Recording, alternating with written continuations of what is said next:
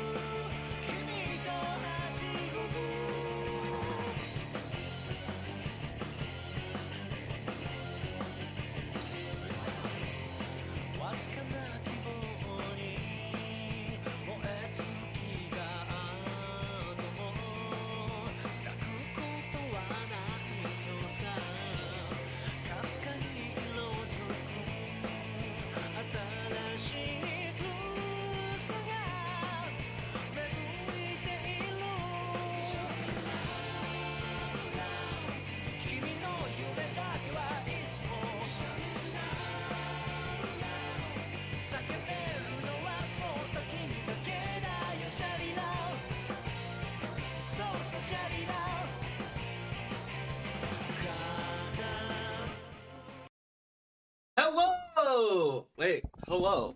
Hiya. How's peoples? I look a little different because I'm kind of got slash made a new PNG tuber and I wanted to use it and it's Stargate.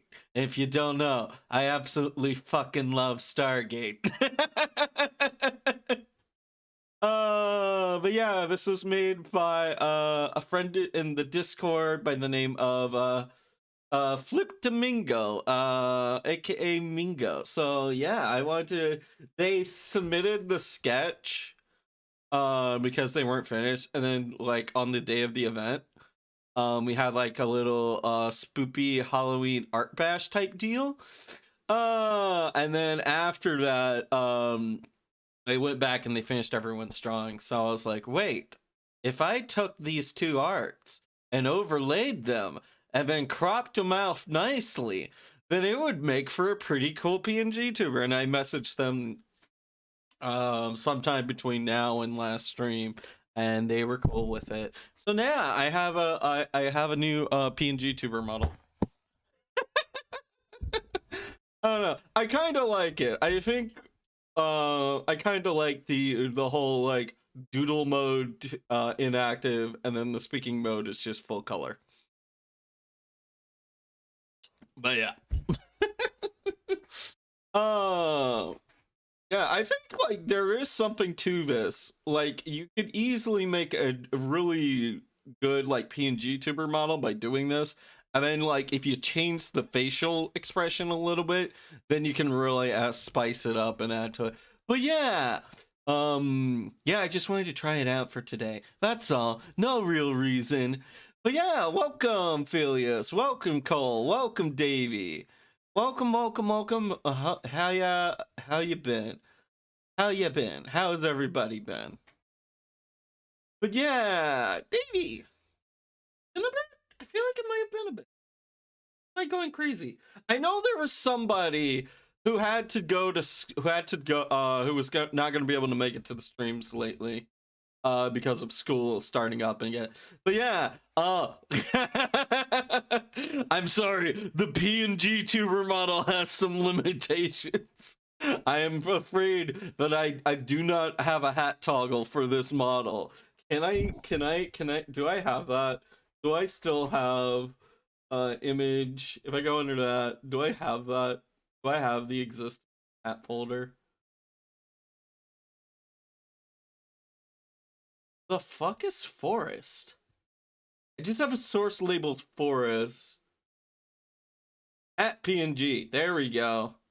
There you go. We can give you a hat. Yeah. There you go.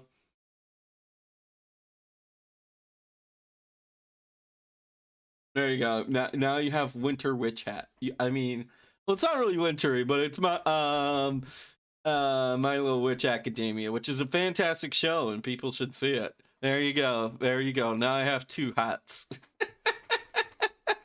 But yeah, we're on this screen today because I want to be able to quickly go from here to here and like swap between the two quickly and efficiently without having to change web sources. Also, capturing Krita is usually just a pain in the butt anyways, because I never know, like, do I just want to capture the fucking main screen where all the art is, or do I want people to see all this junk? Do I want to crop it here, or do I want to crop it here? Do I want people to see the taskbar? So now I'm just like, hells to bells with it. Hells to bells. Not sure about that phrase, but we'll see. We're gonna try some things. This is the stream about trying things. I don't know what I'm doing. Yeah, because yeah, I'm apparently a cool kid by some means. I don't know. Fuck it. But yeah, anyways, this is great. I glad one of us thinks it so. But yeah, here, if you don't know why that is, why I brought this up, this is our little 999 conspiracy board, because I've played both AI Somnium Files games. They were absolute fucking trips. I tell you that. They were some absolute fucking brain twisters. And so, what is this? This is Clover. Let me control T that one. Drink this. Better. There we go. And now things are a little nicer and neater. Yeah, don't mind my handwriting. It's atrocious. Yeah, I know. But yeah, hopefully I was going to make this look nicer, but I just simply ran out of time and whatnot. But yeah, hopefully by the time we get we finish the series, this will all be filled up and whatnot. We've already lost one individual, which was number 9. Yeah, don't worry about him. Contrast who? I don't know. I'm afraid I just don't know what you mean.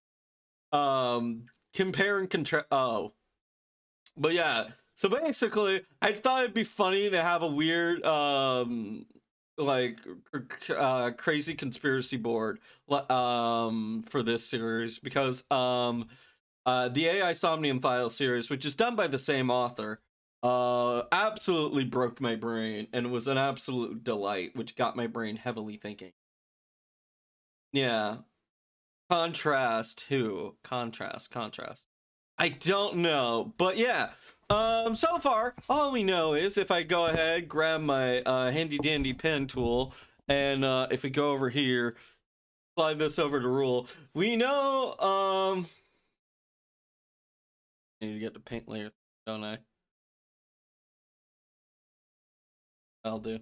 Oh, fuck. One sec. But yeah, we know that Junpei and Akane, aka June, they know each other from from elementary, and then we know that these two are siblings. That's about it. We don't really know a lot about everyone. This guy just fucking offed himself by breaking the rules, and yeah, he said he knew he killed me in a very cryptic manner, as in we'll find out about that later. So yeah, we'll find out about that and what he's going on. And then yeah, apparently all of these characters that you see here, they I've been placed on a boat by this guy, Mysterious Mr. Zero. Cosplay Bug, welcome, welcome. How you been? Oh, man. Yeah, we're doing our conspiracy board. But yeah, Bug Actual. Yeah. Bravo 6, going dark. Oh, well. But yeah, hopefully we'll figure out more about these things and fuck it, I don't know. But yeah, that's enough of that. We're just here to play fucking video games. Welcome, welcome, Bug. Alright, let's go. Wait, let me DM one friend real quick because I know they really wanted to watch Honorary Game. So I will go do that real quick. Message. Heads up.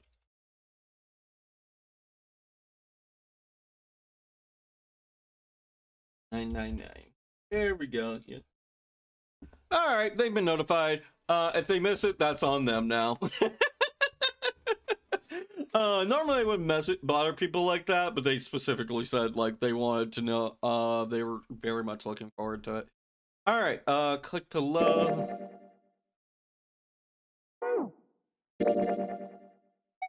Sure. Loading game. Here we go. Oh yeah, that's right.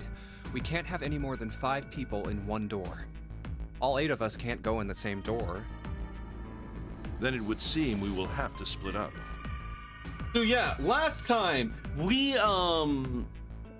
lost the main we lost number 9, and as we learned last time, 9 is a powerful number because if you just have, it makes things very easy to add up to get the special numbers that I completely forgot the term of.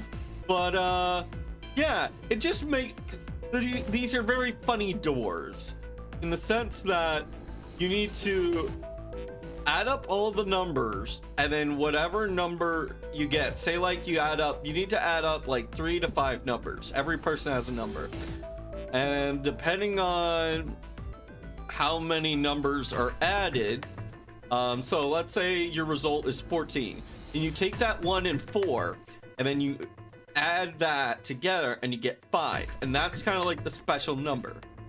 Yeah, the sum of the digits of the total of the numbers, essentially. And then we get that.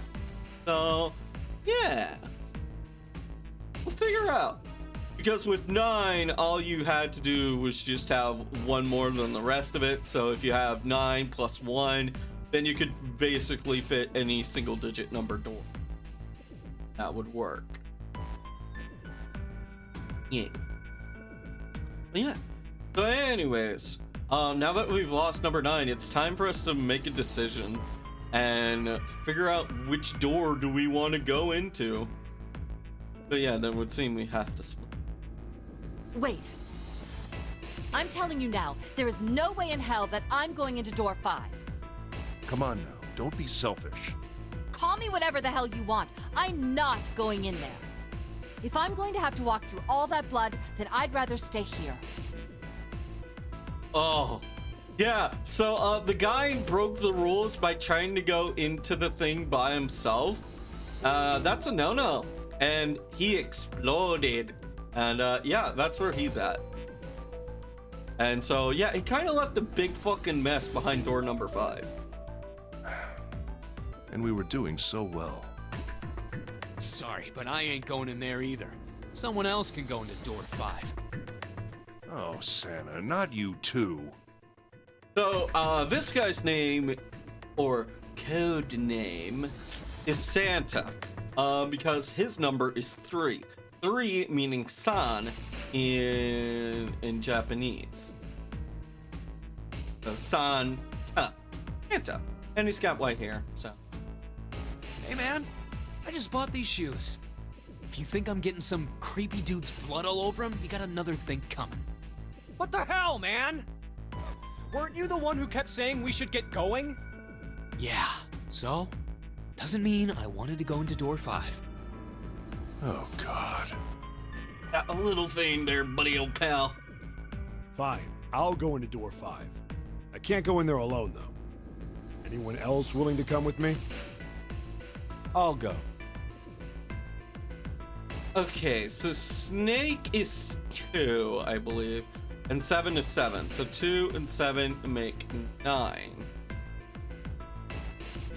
What? Don't worry. You'll be fine.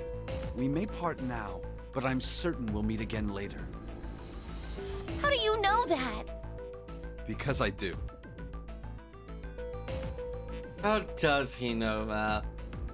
Like, either A, he's just trying to be a good big brother and just try to install confidence in her, or the piece of Braille info had more info than he was letting on. That's not an answer! If you're going, I'm going too. I'm going into door 5. What am I going to do with you? There's nothing you have to do. If I join you, the problem is solved, correct? 7 is 7, and Snake is 2. 7, 2, making 9. And if you add Clover's 4 and my 1, the digital root will be 5. Digital root. There we go. So, 7 and 2 make 9. Plus 5. Wait. Plus 5. So 9 plus 5 is 14.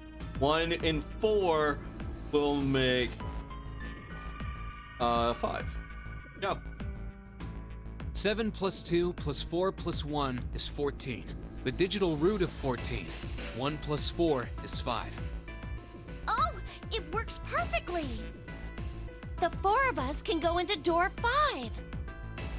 Wait. What about the other 4? What's their digital root gonna be? Lotus, Santa, June, and me. Okay.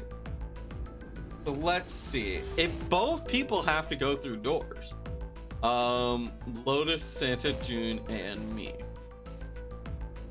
Santa, June, and so Lotus is 8. Santa is 3. June, Akane, and him 5. So 8, 3, 6, and 5. 5, 3 is 8. 8 plus 8 is 16. 16 plus 6, that is 22? If I'm not mistaken. That'd be a 22. 2 and 2 is 4. So they will get through if they do it. Our bracelet numbers are 8, 3, 6, and 5. 8, 3, 6, 5. What would our digital root be? 8 plus 3 plus 6 plus 5 is 22. So, the digital root of 22, 2 plus 2 equals 4. Yeah. It's 4. Add up our 4 bracelet numbers and the digital root is 4. Then we can go into door 4. Yeah. Huh. That worked out well. So the team assignments will be like this. 7, Snake, Clover, and Ace. They would go through door 5. Lotus, Santa, June, and me will go through door 4. Are these really the teams I want? Beyond door 5 is what remains of the 9th man. I never want to see that thing again, but something's telling me that it'd be a good idea to examine the corpse, even just a little closer. Of course, if I went through door 5, I wouldn't be going with Lotus and Santa. I could bring June with me through door 5, but that means she'd have to see the body in there. I don't want to put her through that. Should I stay silent and go through door 4? So this is our first choice. Fuck.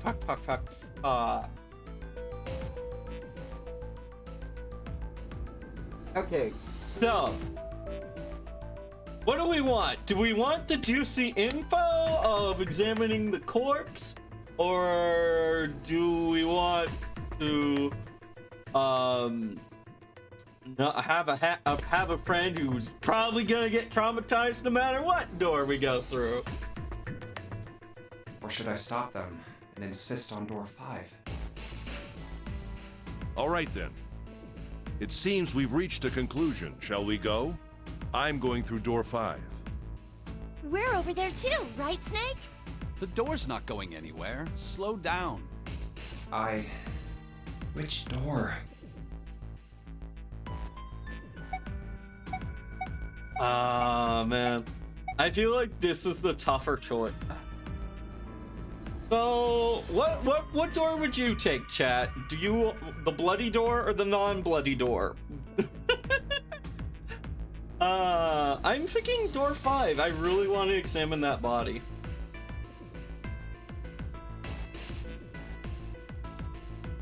I really kind of want to examine that body. If I go... Alright, let's look at the numbers again. If me and Akane went, our number would be 11. Then how would we rearrange everything else? Don't know. I'm worried that if I fuck up the math more so... What do I care about more? Solving the case or making people happy?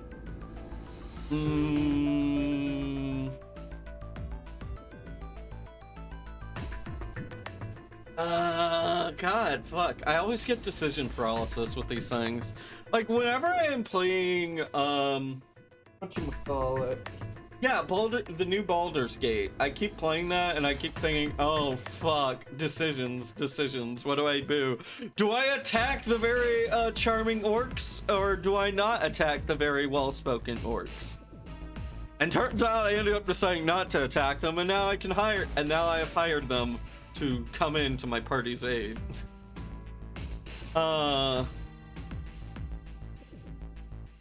Yeah, I don't know. I don't think it would matter either way. I think this place is just guaranteed to traumatize no matter what. You know what we can do, right? We can just...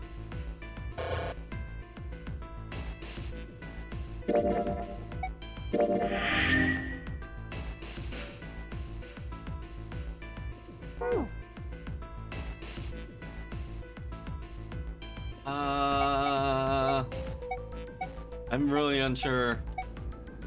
Fuck it, I'm going with my logic and the menus are so fucking cool. They're pretty cool. I do have like... The thing I don't like about here... Oh, I get how it works. Okay, when I was first going through all this, I thought the chips were like different slave slots, but apparently I could have up to like 30 of them down here in the bottom corner. That was a little misleading.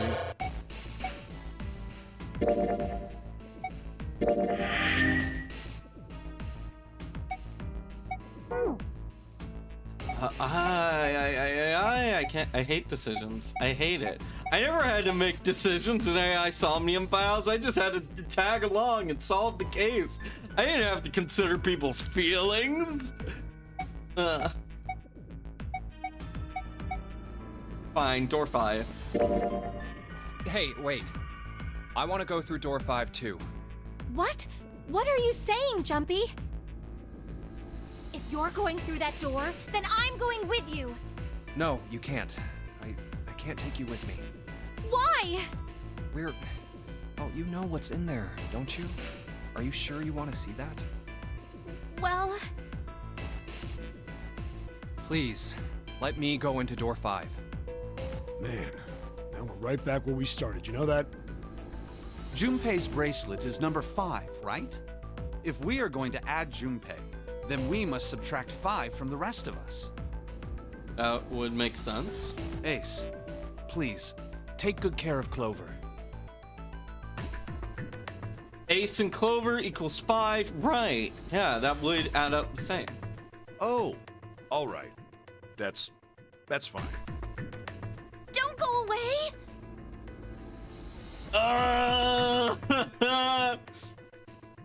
Yeah. You need to listen to me, Clover.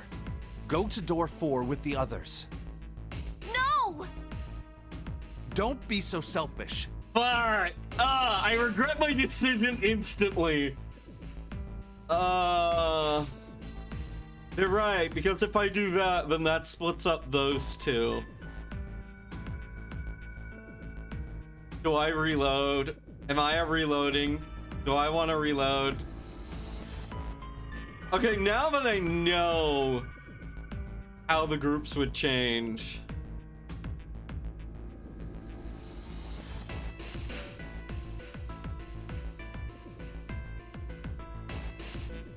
Oh fuck, what if her brother dies and then there's no wrong way? I know. But what if her brother dies and then we rejoin? Then I'm just stuck with angsty, angry her for the rest of the thing. Do I play this like it's Survivor and I really have to play the social game? Or do I play this like AI Somnium Files and I try to solve the case?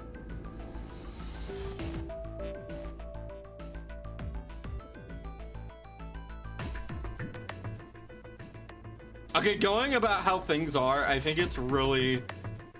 I think I want to reload. I think the social aspect this early on is very important.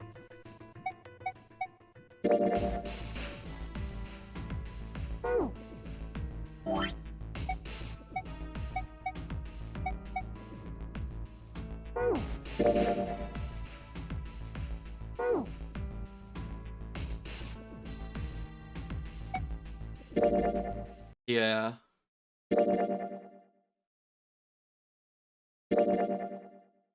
I think I really do want to reload. Now that I know like how that would swap up, I think this is... All right then. It seems we've reached a I'm going through door 5. We're over there too. The door's... Which... So yeah, I think the main strat here would be play it like Survivor. I'm gonna go through door 4. I'll go through door 4 with Lotus, Santa, and June. There's nothing to worry about. I just need to stay by her side. Ah, fuck! The simp route. This should be fine. It's no problem this way.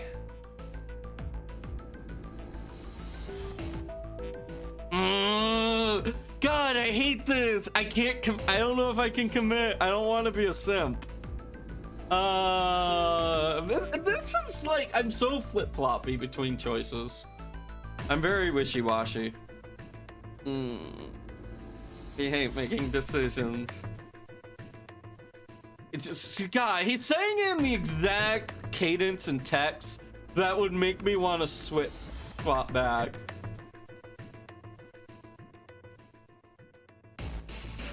I don't know. I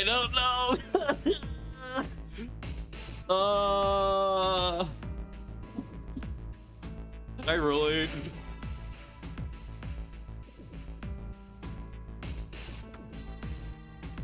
I flipped a coin. No, I should make my own decisions. I guess the Survivor route is what we're going with. It's like the last thing we need is for people to start backstabbing each other over petty I should problems. see the other 4 off. Looks like Ace and the others are going.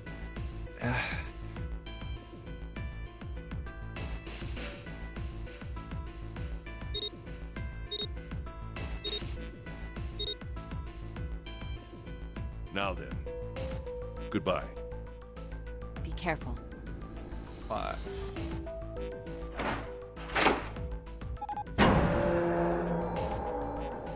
My decision was... It was basically boiled down... My understanding was boiled down to this. Go into door 5 with all the gore, but get a closer look at the body at the risk of upsetting people. And I thought my take was I shouldn't do that because we're like playing Survivor right now. The social game is very important. Although I think the game may be spitting the simp route. Like, I feel like the game is calling me a simp at this point. Because I went with because apparently I decided to go with the sweetheart was my logic. No, my logic was not upsetting the brother-sister combo. So yeah. I feel like we can't have Discord.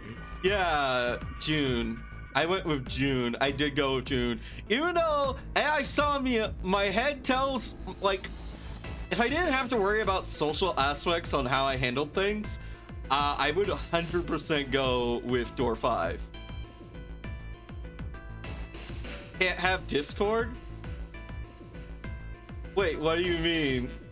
Yeah. Yeah, and let Clover and Snake be together? Yeah, because I feel like if something happens to Snake and then Clover, I rejoin up with Clover, I have a feeling Clover would be heavily pissed at me, you know? And then I'll have that issue. So I know I am sacrificing getting a good look at evidence, but I want to keep people fucking happy. And like, we can't be backstabbing each other right now. So horrible. I mean, if the blind guy dies, many people will probably be mad. Why do you feel like Snake would be the one thing happens to or not, depending on the girl? I don't know. It's just like my writer brain triggering, like, if I wanted to cause drama, that would be how I do it, you know? It's like the girl would be mad at you because she couldn't be there to protect her brother or some shit. He's the most vulnerable.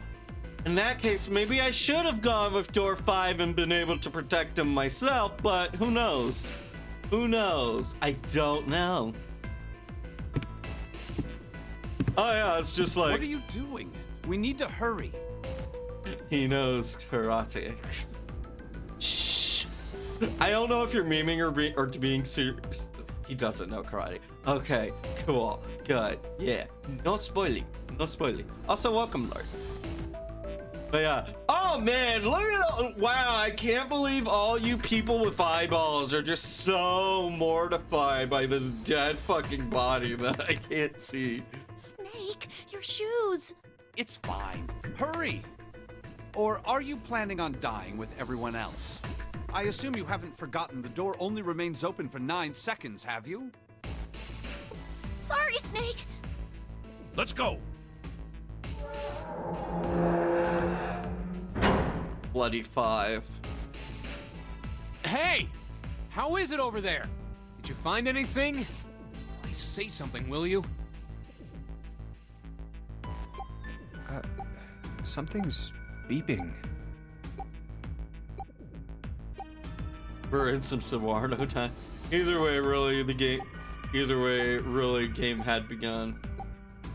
It's just like before. Probably the sound of the detonator on the bracelet. Do you think they're okay?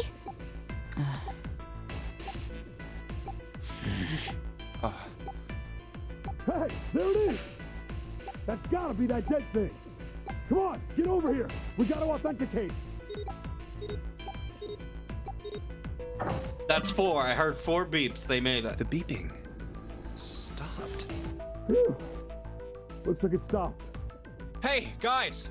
Are you doing all right over there? Yep, we're fine.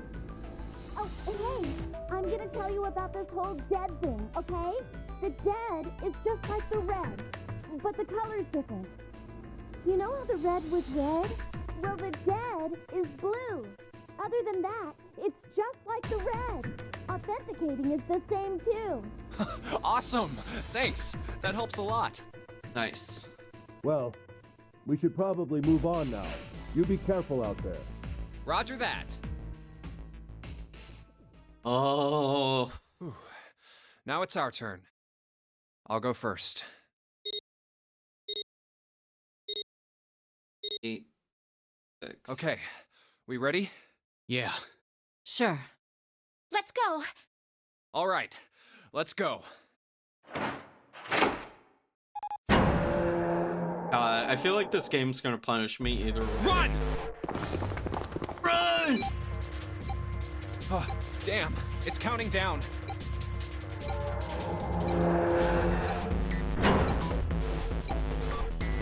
We can't go back! We need to hurry and find the device. Hey! Where the hell is the dead? How would I know? Don't give me that crap! Start looking! I already am.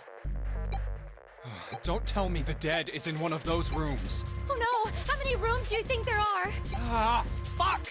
We don't have time to count. We just need to open them all. Shit, this one's no good.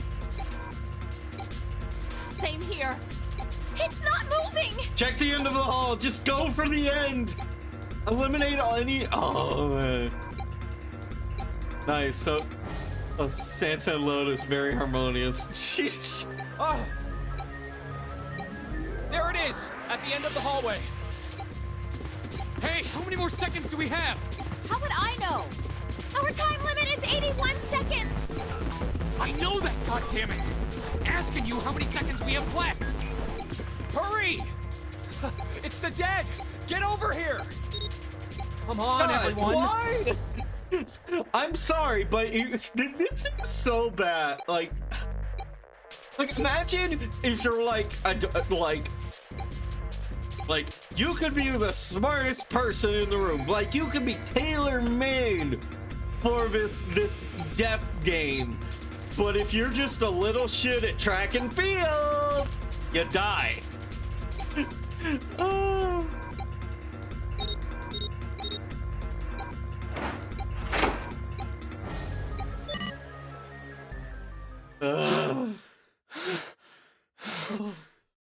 Like I feel like from a dungeon designer perspective, I feel like this is kind of lame. Like I don't know what's all of this is gonna be. Yeah, like I don't understand. Oh god, if anyone is slow, then everyone is fucked or blind. Yeah. Okay.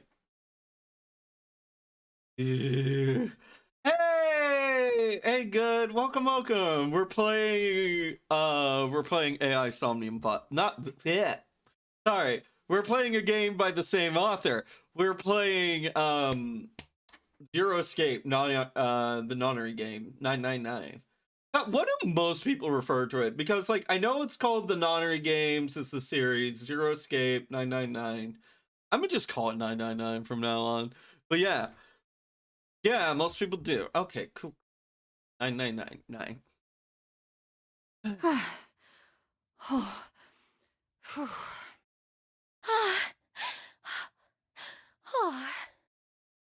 I feel like there's going to be some fan-generated content out there that's clipping up these chants. Looks like it stopped.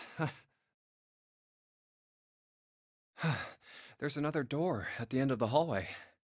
Let's try this one first. And of course it won't open. A keyhole. Oh, this one... because we have June with us, she might actually tell us what this keyhole means. I think she studied up her planetary What's symbols. this mark? Mail? It does look like the male symbol, but I think it's more planetary. Yeah. They clipped every shit. Hell yeah. Yeah. 999 VLR Zero Time Dilemma. Okay. Yeah, the future is now. They can just train an AI on June's dialogue. Mars, then? No, not exactly. That's probably the symbol of Mars. Well, technically, they are the same symbol, but I saw a number of similar symbols near the main stairway. The symbols of the solar system. Oh, that's right. The Sun, Saturn, and Earth. Yeah, Saturn is kind of just the fucking outlier of all these symbols. Like, everything At looks least like that's what a I'm planet, assuming. and then there's fucking Saturn. So this isn't the man symbol. It's a symbol for Mars? I think so, yes. I see. I mean, I didn't think it was very common. Mars or iron, yeah. Wait, where's Santa? Yeah, so, I looked the place over. Here's the deal. None of the other doors open. Then that must mean... This is meant to be a corridor, not a... Well, this is meant to be a straight shot. We only have 2 more doors. maybe it's the room number. The door on the left has a B92. And the one on the right says B93. All right, let's open them. I'll open B92. Okay, I'll get B93 Oh my then. god. I was getting decision paralysis. I was like, oh god, are they gonna drastically change my fates depending on which door I pick again? Listen, I already had to pick between some doors. Don't make me go again. 3! Hey, it opened. Yeah, it did. I didn't expect that. It was so easy. Maybe this is all part of Zero's plan. I can't say I enjoy being treated like someone's puppet. Yeah. Well, now we have these 2 rooms. I'm sure there's something in there that will help us get out of here. I think Saturn is also the symbol for sun is gold. Yeah, that makes sense. Especially sun.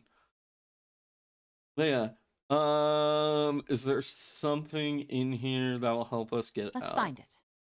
Santa and I will search this room. You 2 take the other one. All right. Okay. All right, gang, split up and look for clues.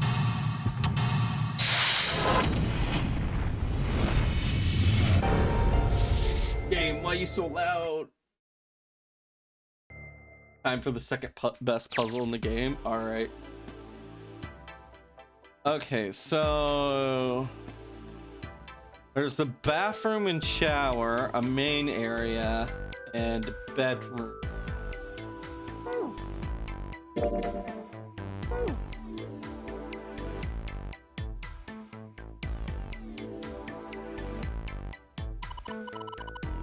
That vase looks expensive. I wonder how much we could get for it. You gotta steal it. Jumpy, where are you going? I was thinking of going over to Lotus's room. Do you think maybe we could look around here a little more before you go? There's a lot for me to do here all by myself. Sorry, I thought this. I wasn't trying to leave her by herself. Kind of a. Still way too.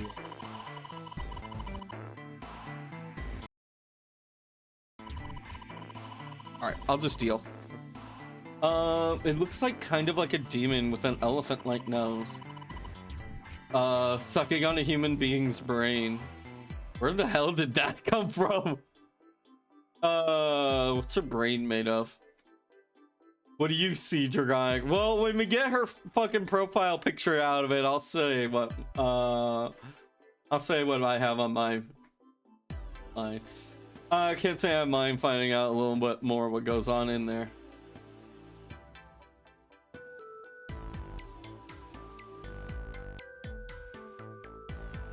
Okay. Oh, maybe I kind of like. I'm assuming that's just the brain there. That's been sliced off, and then that's where it's feeding. I can see what she sees, but what do I see?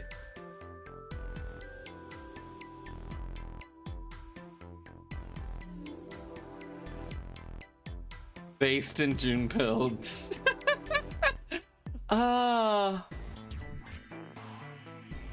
Okay, I see a horse. Like, this part right here makes me think horse. And then this is just some fancy Spaniard hat, I want to say. Like a very fancy hat, military hat. I see a person here, but it looks like he's been getting impaled by some twisted spear rocket thing. And it kind of looks like he's skipping blood onto the ground. Oh, no, it's a seahorse. Yeah, I see a seahorse. Yeah, it's a seahorse with a funny hat. Yeah, look. Like, there's the tail. Some sort of weird wing thing. Yeah.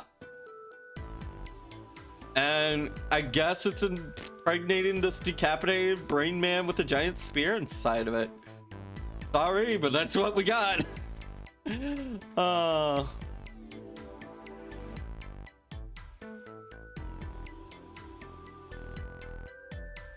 at least there's no time limit. Box of matches. Oh yeah, how's your fever? You feeling better now? Yes, I'm fine. Let me see your forehead. Ah, Guess it really has gone down. are you worried about me? Oh, I'm just worried about the social dynamics of this group.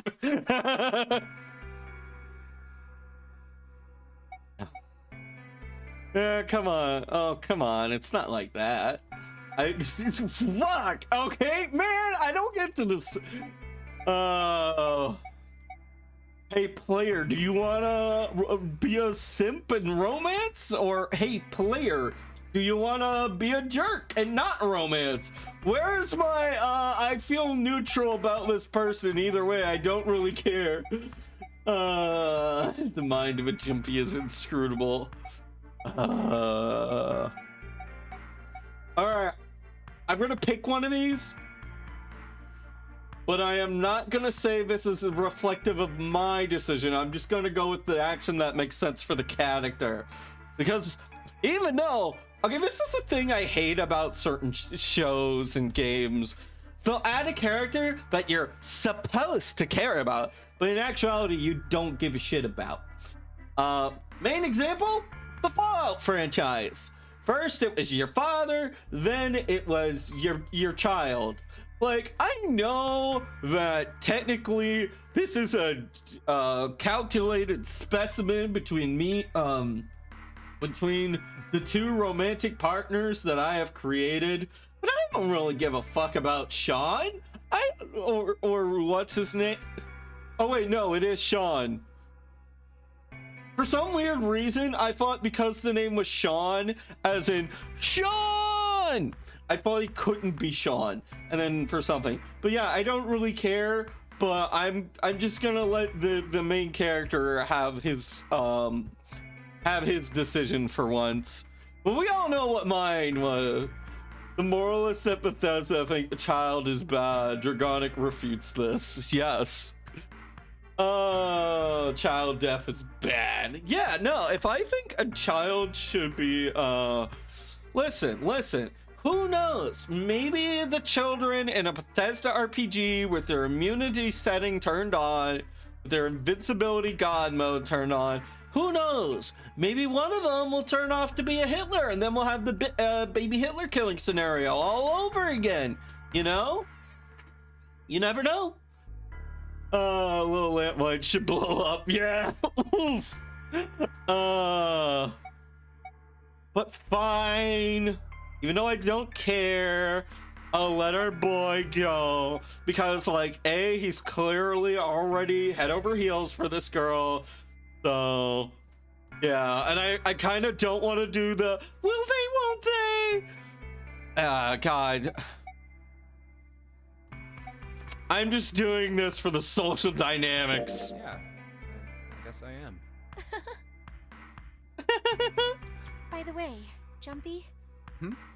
How did you end up here? What do you mean? I told you earlier, didn't I? There was a man with a gas mask when you got home at night.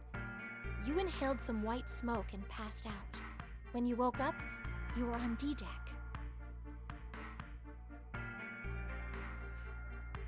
God, this is making my brain go into the mode. Did I actually tell you that? I mean, I'm guessing she saw me run up from D-Deck, maybe. For now, I'm keeping an eye on her. I suspect everyone equally, even the childhood friend. Damn straight. But is that really the truth? What? Jumpy? Are you hiding something from me? No, I'm not hiding anything except for my massive crush. Ugh. No, why would I? Well, if you think about it, this is awfully suspicious. I mean, why would two childhood friends bump into each other in a place like this? What? And also, it's a very obsessed over trope. Hey, I could ask you the same thing. Are you hiding something? What would I hide? What would I hide? I have nothing to hide. I can't believe you're accusing me. Oh my god, I'm totally gonna vote you off the island. Well, I don't know. Anything. I mean, you're hiding it. How would I know? You mean like the number of men I've dated?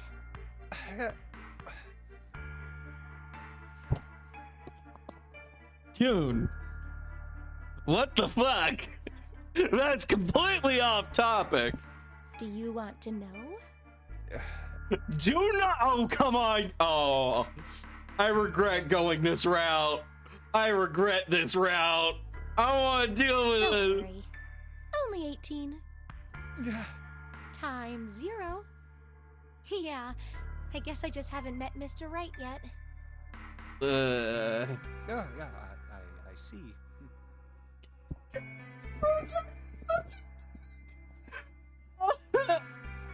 Anyway, I'm not hiding anything. Just like you, Jumpy. When I woke up, I was on D deck. Well, you do have a point. I mean, why did Zero pick us? We haven't seen each other since elementary school. I wonder. Look for what connects the victims. That will lead you to the culprit. Do you remember Seven saying something like that? Yeah, I do. So? Well, that's what I'm saying. I think this must all have something to do with a classmate of ours. You got any ideas who it might be? Okay. Let's say it is a classmate. If it's a classmate, then really only two people could remotely fit the bill. And that would be Santa and Clover. Santa and Clover.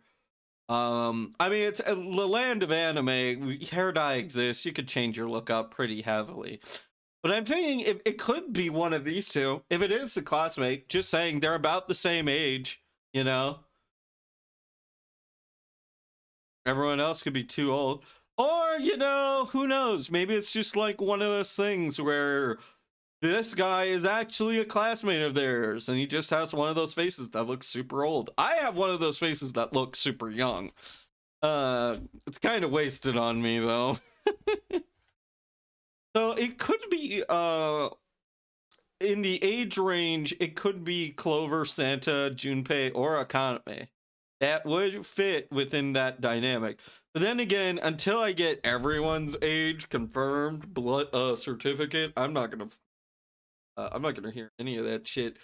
But yeah, they are all four around the same age. No, nothing. Oh, come on, it's basic. Oh, Well, if it had something to do with school, then it could be one of our teachers or maybe the principal.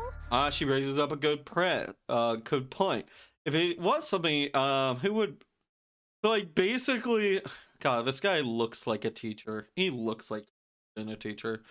But it could have been any of those things.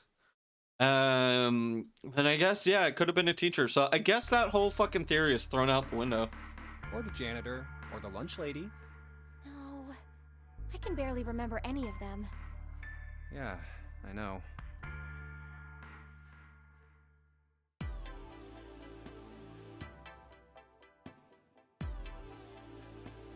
Alright. All that from picking up a box of matches. Jumpy, what are you doing? We don't have the time to be relaxing on a sofa.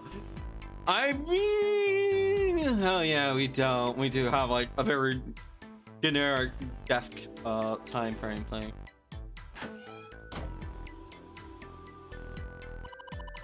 A wooden cupboard. There are cups inside, surprising no one. A bottle of water with water in it. Isn't ready. They probably have it here in case your throat feels dry when you wake up. You know? Or It's a puzzle mechanic. I'm just saying. We're gonna have to pour some water. My throat's dry, but I think that's because I'm a little nervous right now. God. Oh, Jumpy, are you a little nervous because you're next to the cute girl right now? Mm-hmm. Oh, well, I did run a lot, so we're kind of sweaty. Oh my fucking god. Hey, Junpei, do you want to take a shower together? I was just about to say, if they make this exact joke, I kind of want out. Whoa. Just kidding. Interesting wizard soldier situation. I don't know that. I don't know what you mean, Gregory. You're gonna have to elaborate. I'm sorry. But also welcome, Gregory. We ended up going down door 4 with June. Oh yeah. Sorry, I'm oblivious right now. You'll have to forgive me. Sorry, Dragonic, you have chosen the talk to the girl route. No, I don't want to talk to the girl. I just want people to not be mad and then kill each other. Too late to take it back. My brain's already working. Listen, my dude, you don't need to show it. My throat was already dry. This sure isn't helping. Yo, is that a fucking... what I think it is? This is a painting. It's a map! It looks like a map to the ship's interior. Oh, this is a great find. I think it will be really useful. Let's take it with us. Now possible to use the map screen. The map screen can only be viewed during story section. While on the map screen, you can examine the map of the ship's floor, which will acquire over the course of the story. Clicking on the green parts of the ship floor allow you to see a bird's eye view of that room. This ship is bigger than I thought. Yeah, it's probably about 900 feet long. Must be one of those fancy cruise ships. Of course, it doesn't really look like a cruise ship. Everything in here is really retro. Even if it's just some sort of style choice, there's just too much. Wait, what? Buddy, pal, you got a problem with retro? Got a problem with fucking retro? Oh man, I'd sure hate to be the guy who I'd sure hate to be a video game character being played by a fan of retro. I'm just saying, man, it would be. I could easily just be like, "Oops, sorry, I misclicked. You fell into a pit of spikes." Everything in here. So. Do you remember what Zero said?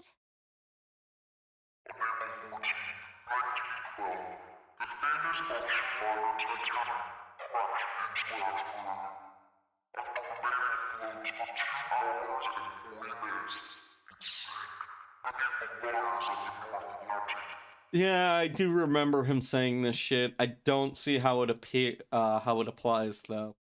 2 hours and 40 minutes, and the date is probably. Oh wait, is there a? Hello. Oh, there's quite a few routes we could have gone. All right, cool. I like this. This is nice. We have our old Somnium thing.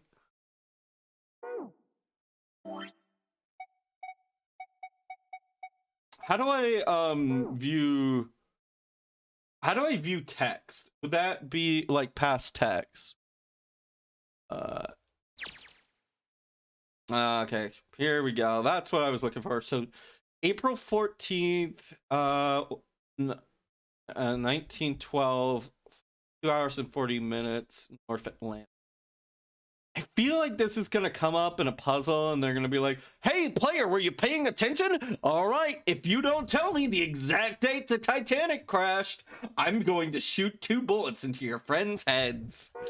Like, that's just my gut going off right there. Do you think maybe this boat and the Titanic have something to do with each other? That's a good point. I doubt he would have mentioned it if there wasn't a reason.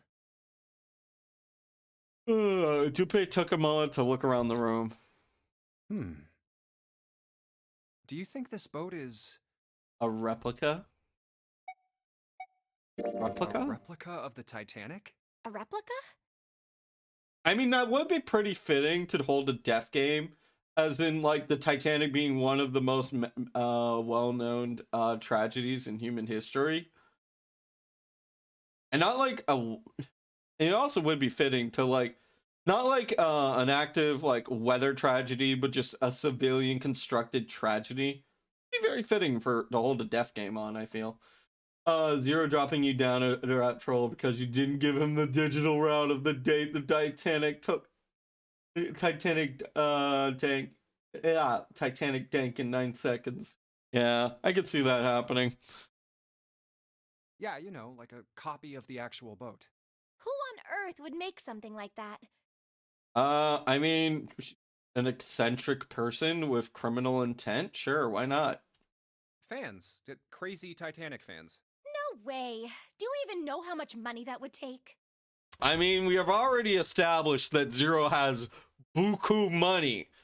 Oh, yeah. In case you don't know what buku word means, it means Cajun. It's Cajun for a lot of. It means excess. It means a shit ton. But yeah, buku money. No way. You even know how much money that would take? No idea. But all they've got to do is break even, you know? Break even? Yeah, they could use it as a cruise ship. Climb aboard a piece of history, sail around the world in the resurrected Titanic. Hell, with marketing like that, they'd probably have more customers than they'd know what to do with. Okay, you know what? With marketing like that, I would probably go like, dude, you are just tempting death. No, I would like you could say that I won the tickets in a contest. I still wouldn't go on the fucking Titanic. I've been on a cruise ship before and I just did not like it. I had a horrible time. I was just like, I kept feeling like I don't belong here. I don't like being with all of these people, constantly crowded spaces. I'm just like, this feels like a thing for rich folk, and I am very much don't belong here. Everything looks like it wants to have, like, everything looks like it wants to take my credit card. I'm just like, yeah, no. Yeah, that, but you also die at the end. Yeah, you know? Yeah. One of the scariest things about, one of the most unsettling thing about cruise ships for me is that, they go over, they go through hoops to make sure you don't find out that people died. So, like, they have like code phrases if somebody goes overboard. They apparently 2 people died on the cruise I went on, and I didn't even know. I did not even know until after we left. That's just scary, like how good they're effective at sweeping things under the rug. It's very unsettling. I almost never wanted to go on another cruise ship in my life. No. Like, yeah, you want to go sailing? Fine, let's do it. I have no issues with going sailing, like on a water, on a small boat, sure. But a cruise ship, I just don't like. You're only a 999 NPC now. Yeah, it was crazy.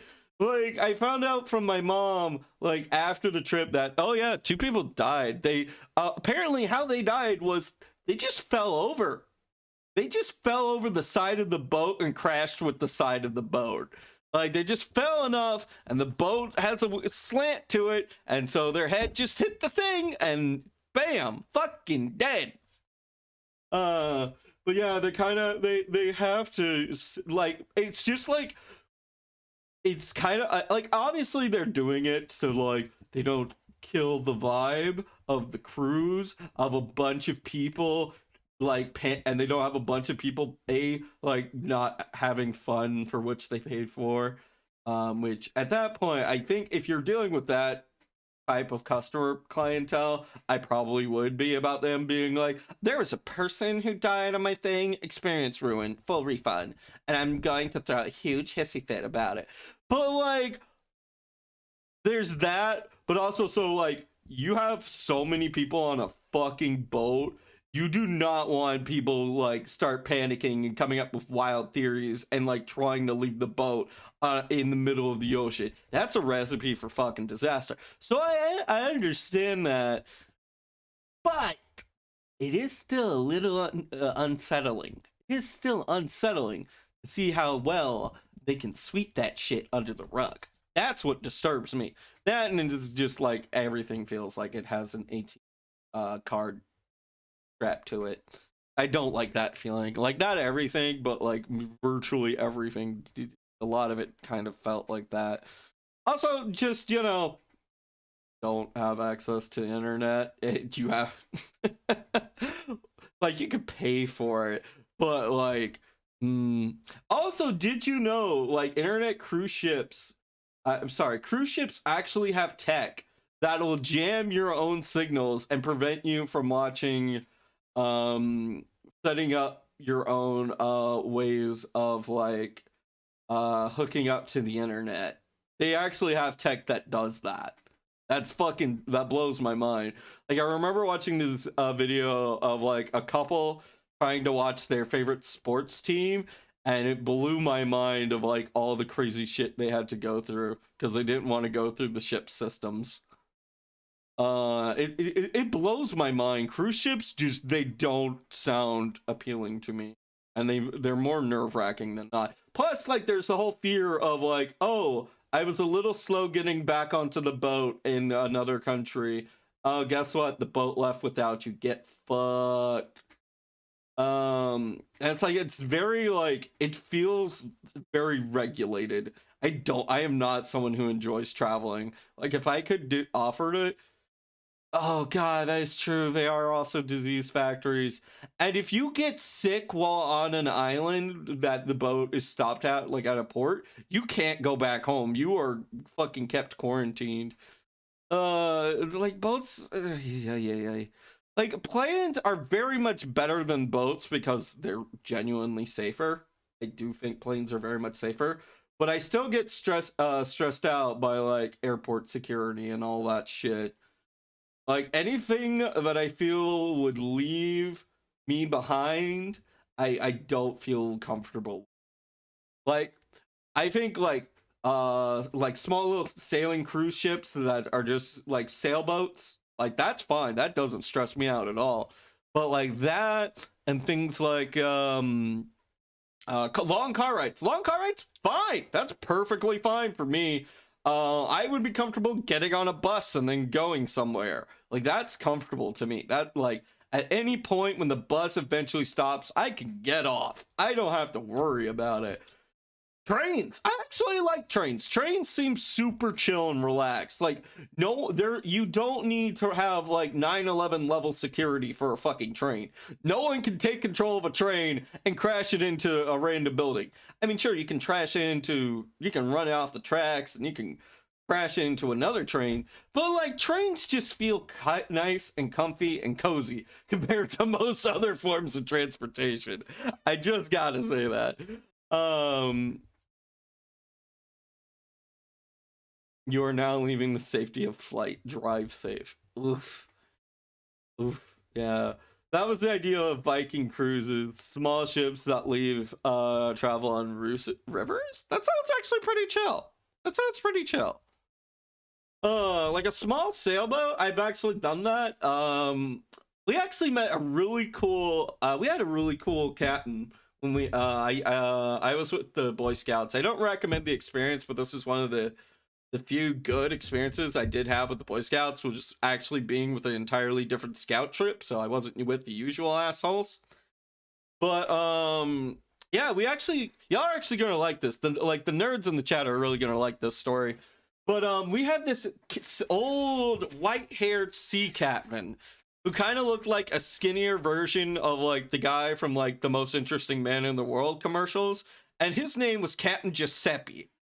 And Captain Giuseppe, sure, he was a little strict, like he didn't like people stamping around on his boat because like he slept right underneath the main deck, which was understandable.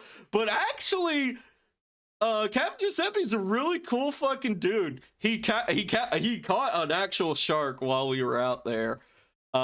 Sadly, we found it wasn't like a great white or anything. It was just a little arm-sized shark. Sadly, it was pregnant, and we found that out when we tried to cut into it. The babies were alive. They were tossed out back into the ocean. I'm sure there's some people who might reveal gruesome facts about their likelihood of survival, but they were alive, I guarantee you, when we tossed them back in. Oh, but anyway, the really cool thing about Captain Giuseppe, he once had a group that was like a bunch of D&D nerds, and the D&D nerds, apparently he didn't like them because they were really bad about stepping and making loud noises. But apparently the D&D group he was with had a session, right? They had a D&D session at the table, and they were fighting this Hydra that would just not die and regrow limbs, and like would reattach limbs and just be like just white parties. And like they were having a lot of time with that. And so they offered to make the captain a character. And the captain asked, well, could the hero have a little dog? And they were like, yeah, he could have a little dog. And so the captain pulled off the 200 IQ play of like, while he would attack the Hydra, he would have the little dog go up to the parts he's already slashed off and run away with the parts. And he would just repeat that until he killed the fucking Hydra. Which I absolutely love. I have mad respect for Captain Giuseppe. And yeah. 4D chess. Yeah, there's only a certain amount you can screw up on a sailing ship before it gets dangerous. Sea captains are allowed to be strict. Yeah, I understand that. Apparently, the other group who went on the different boat in our like little group of 3 boats, apparently we got the best captain. The other captain got fed up with their group because their boat, while anchored, bumped into another boat. So for the rest of the trip, that group had anchor watch, which is essentially 2 of you have to stay up awake and make sure nothing bad happens to the anchor, and also making sure the boat doesn't like drift into another boat. It was great. So yeah. Oh man. Yeah, I had some fun with that group. They weren't like the usual group I had to put up with, which were very cliquey, very and very like very mean. I have some horrible stories about being in the Boy Scouts, but that was actually one of the good stories. That was one of the few good stories. But yeah. Oh, KD, welcome. I didn't know if I said hi, but yeah. Anyways, back to the game. Enough of my stories about sailing. That's also where I discovered my love of key lime pie, but that's for another day. Hell with marketing like that, they probably have more customers than they know what to do. You really think people would want to ride on a ship with such an ominous past? No. It's the site of the worst accident in history. I thought,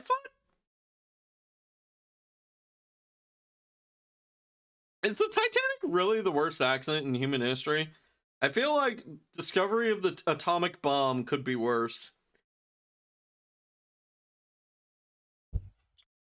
I mean, heck, if we're including biblical, I'm pretty sure Adam and Eve eating in the apple is pretty much a very big shit accident. You know? Key lime pie is really good. DD, why haven't the lemons in so long? I'm sorry, they're just permanently out. Used to go to the Florida Keys. I mean, dying in freezing water sucks.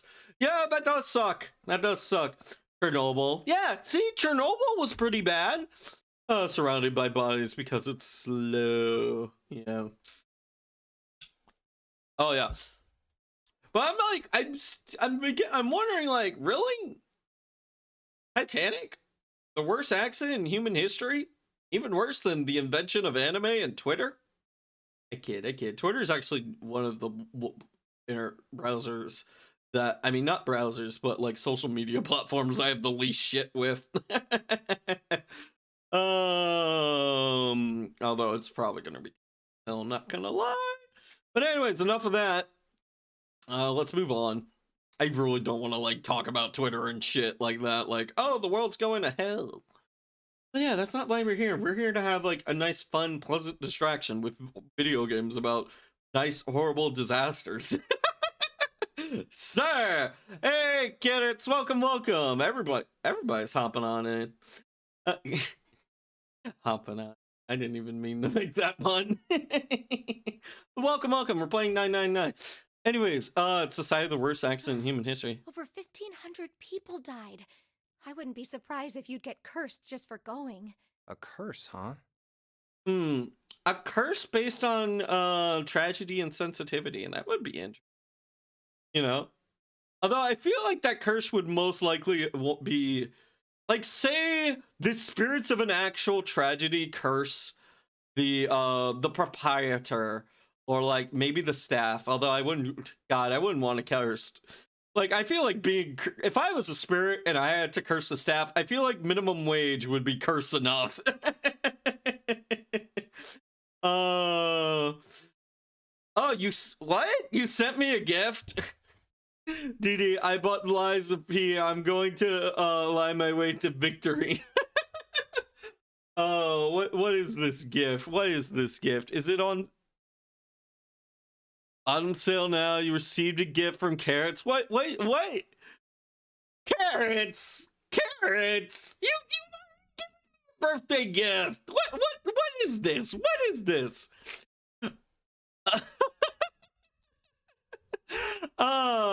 So oh wow, I that's actually one of the times just having a screen capture is kind of just worked out okay. But yeah, her story. Thank you. I sent it days ago. Damn it. I'm sorry. I didn't realize it. I'm sorry, but thank you very much. I appreciate it. I've heard very good things about her story. Dragonic, why? I'm sorry. I rolled a nat 1 on perception. I'm sorry. But anyways, yeah, I will get around to it along with going under, which I thank you both. You're absolutely crazy, Carrots.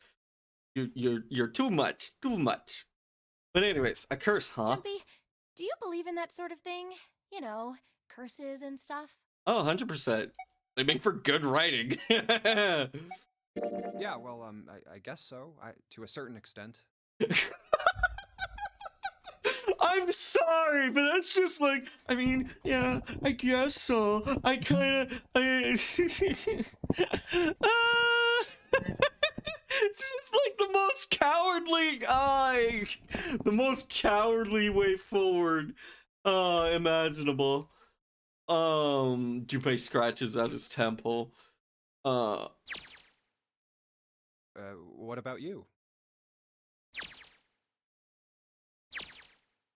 What is this?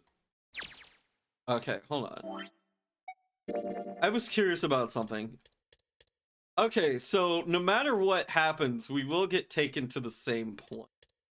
So I guess it doesn't matter too much how big of a route we go, because they literally both meet at the same time. But it seems like there is 1, 2, 3, 4, 5 endings game now that we know. But yeah, novel mode versus adventure mode. Oh, okay. I wasn't sure. GG, the BAP economic bet. GG, is the BAP economic better now? It should be still relatively cheap. Maybe not stupid cheap, but relatively cheap. Yeah, Hydro. All right, I'll Hydro. No, I guess that's kind of a dumb question. Yes, I do believe in curses. Yeah. In fact, I think it was a curse that sunk the Titanic. What? A curse sank the Titanic.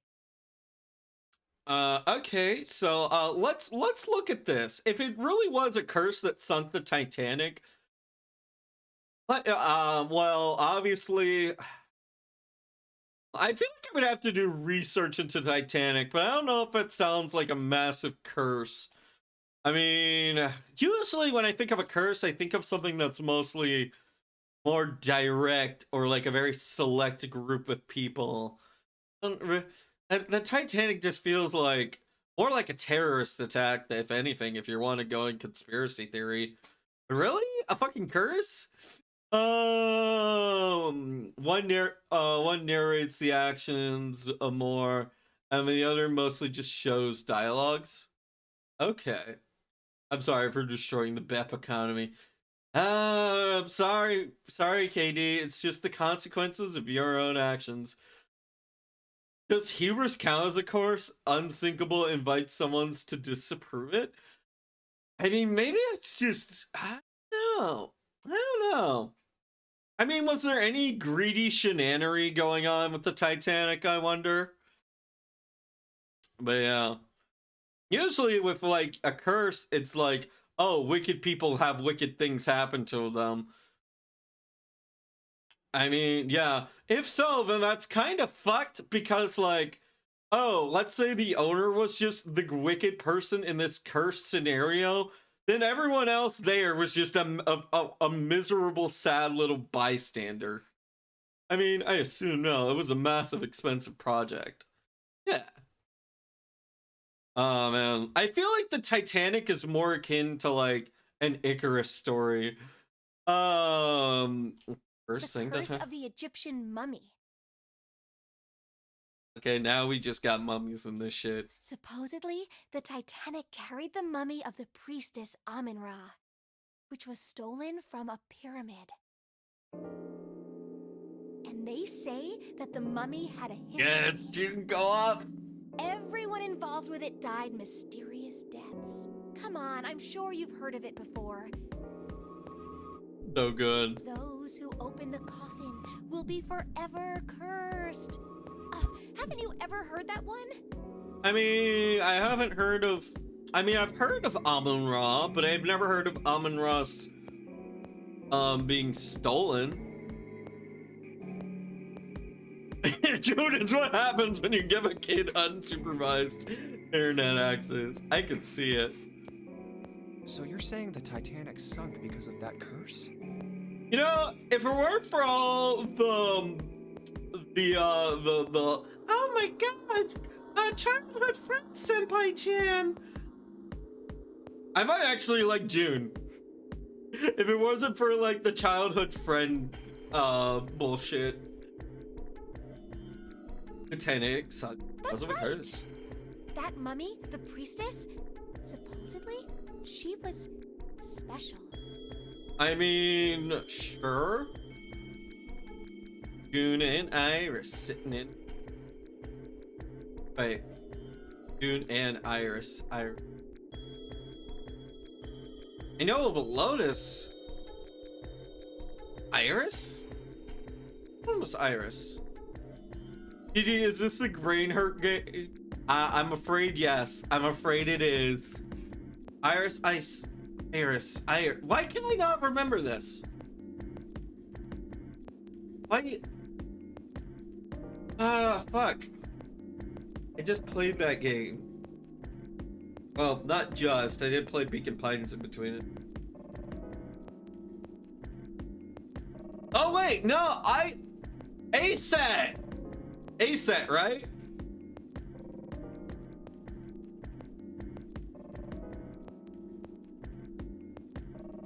Oh, yeah, sorry. I memorized her as ASAT. Yeah, Iris, yeah, ASAT. Yeah, okay, yeah, no, it's connected now. Alright, supposedly she was special. What do you mean? Well, supposedly, she was really She has pretty. many names.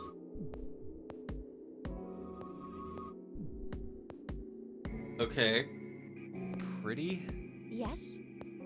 I mean, I heard Cleopatra was pretty, but you don't... But why isn't she's she? a mummy. That's right. She wasn't all shriveled up or rotten or anything. She almost looked alive. Okay, for a second there, I thought the game was gonna go like, no, June, you dumbass, while she was alive. But no, apparently the game is going this route. Oh, okay, I get it. Okay, it's that thing. I don't remember the name. Where your body turns into some kind of wax. Yeah. The fat in it turns into something kind of like candle wax, right? And Yes, saponification, but that's not what it was. Saponification. There's your $10 word. huh? That's not it. She wasn't wax. Then what was it? They say that she was frozen. Ah, that's pretty clever. That's pretty clever. Because it fits in with how the Titanic fell. So are we saying Amun-Ra had ice powers? What? Frozen? That's right. The whole body was frozen solid. You know how a human body is more than 60% water? Well, all of that water was frozen. The story says that from the time of its discovery all the way through to when it got put on the Titanic. So let me guess. Amun-Ra woke up from her cryo hibernate. Yeah. Amun-Ra woke up from her God fucking damn it! I can't speak.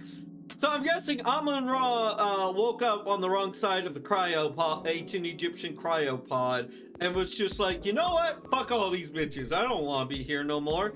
And then just summoned a giant iceberg and killed everyone. Is that what I'm getting here? No, just debating if there were really was a Titanic mummy. This is a real conspiracy theory that has some evidence behind it. Yo, sick. Even though it was carried through the desert, her body never melted. Oh, so it's magic ice. Got it. That's crazy. I think so too, but maybe it's true and we just didn't know about it before. I didn't know? Yep. Maybe it's common sense to eat shaved ice in the desert because it lasts forever. Huh? Nah, that seems too silly to be true. Edgy. But maybe it isn't. It just appears that way because you didn't know it was true.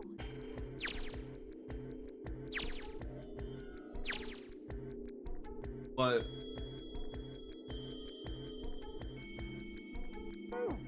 Okay, I'm guessing just one allows me to.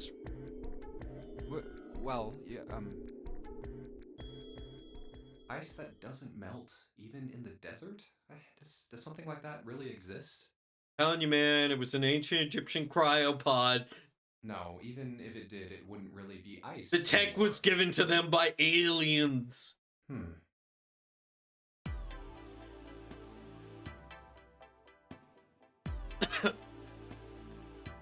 I mean, it could have been like some kind of epoxy, maybe. Who knows?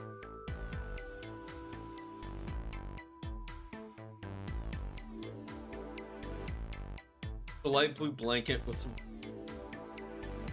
Someone's made the bed, or at least never unmade it. There's only bed sheets under the blanket. Nothing exciting.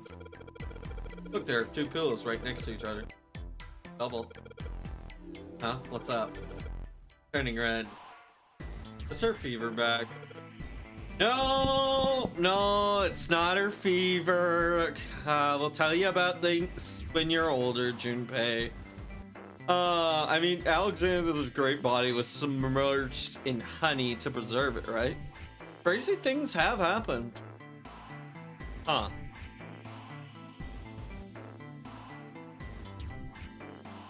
God. Could you imagine if you just came across Alexander the Great's body and you didn't know what honey was? Although I think honey is found worldwide, I believe. Who knows? I believe bees are worldwide. Or are they limited to certain continents? Shrugs. Hey, are you alright? Do you need to lie down for a minute? I'm fine.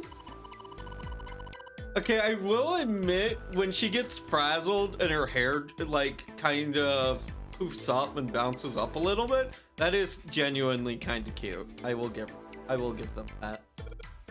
Huh? Seriously, are you really okay? That one gesture is cute. there anything with this?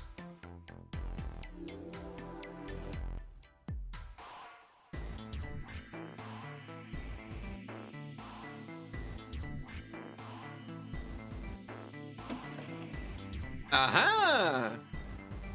God.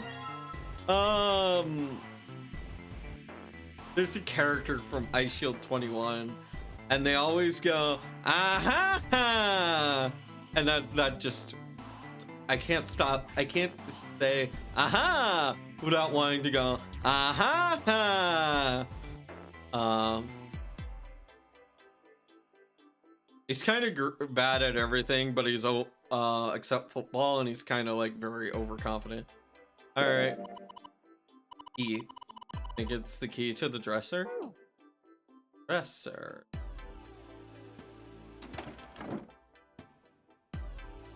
What's on this? No, I wanted to check the side of it. This is a mirror for the dresser. Wait. And now she's playing with her hair. Does she even realize she's doing that? Hey, you don't have time for that. Come on, it's not like there's anyone here you need to impress. Yes, there is. Ooh. Oh God, June. Oh. You're killing me, man. You're killing me. Why are you so quiet all of a sudden? Ah, forget it, Jumpy.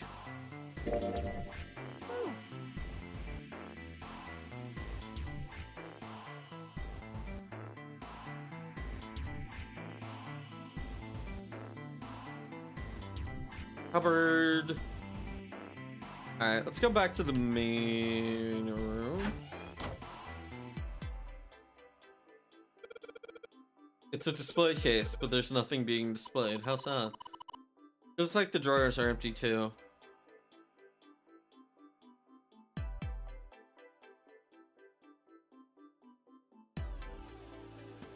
Where's this dresser they keep?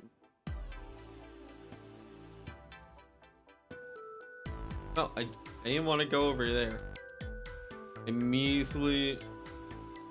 I wanted to hit the fucker.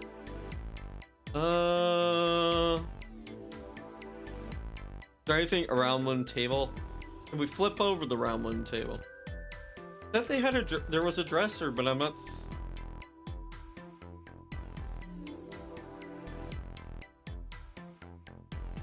There we go.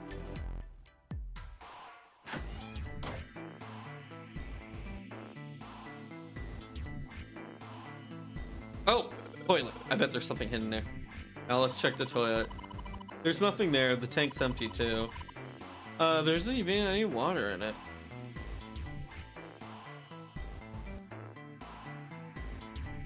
Nothing at all.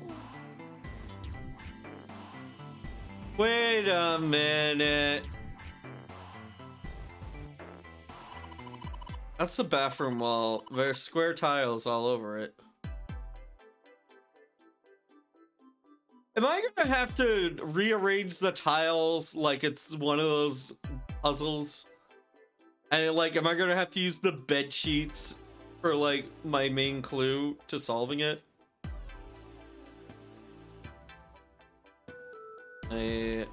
One of these pop off. Shower curtain, huh? Let's try closing it.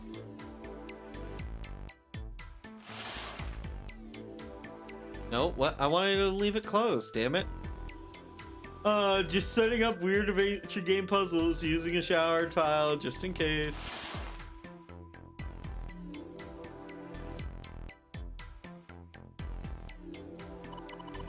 The shower head. It feels dry too. Probably means no one has used it in a long time. No, Covered in square, they have all got geometric shapes on them. Yeah, nothing here. The little blue platform protruding from the shower next to the knobs. It's putting the soap on. I used to shower once, so I know. Just a shower head. There's nothing special about it. That's the shower knob. Let's see if anything happens when we turn it on. Turn it. No water's coming out.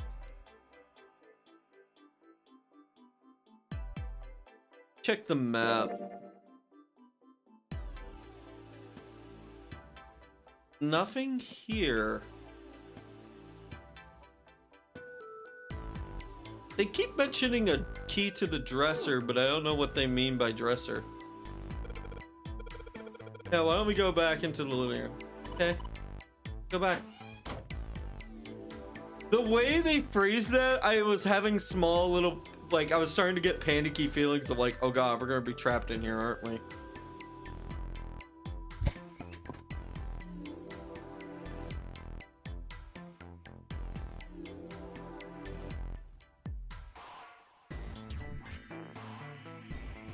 I can't. I want to click on this, but I can't because every time I click on it, this does that. So, I think I've checked mostly everything. I'm just waiting for one.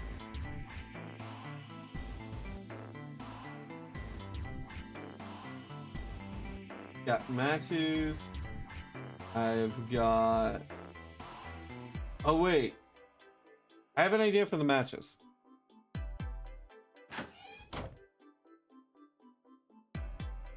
Draw the curtain.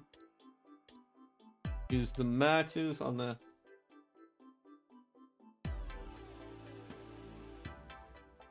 I was hoping that if I use the matches, they would like create smoke, and then if I use in this enclosed space, it would reveal something. Now I can see the full expanse of the shower curtain and waterproof. There's nothing. It's just a normal shower curtain. Narrow shower, and I'm standing in it with Goon. It's awkward. Time to open the curtain.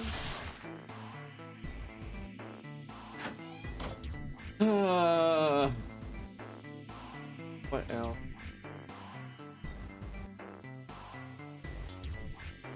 My shower tile, just in case. Yeah, this like this design reminds me of the shower curtain. Nothing left in the frame. Cupboard, there's nothing useful in there. Cupboard, there's nothing useful in there.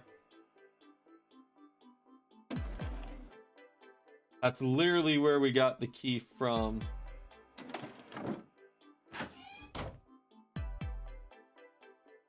Key on this, there's no play case, the drawers. Dude. You know what? I mean, this is the only thing I can't interact with that looks like I could interact with. I'm gonna just try and leave. Where are you going? I was thinking of going over to Listen. Why? What do you mean why? I was just gonna check up on them. Is there something wrong with that? Well, no. Come back soon. What do you think? I'll leave the rest to you. Sure. Good me. Alright, off to the other room. Okay, okay. So we can just go. Alright, that's good to know.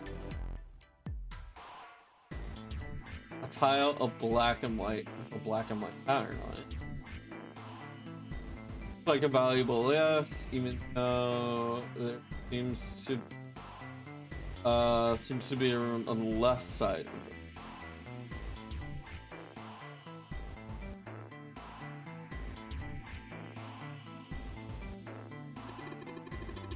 Well, this is a display case. Check it out.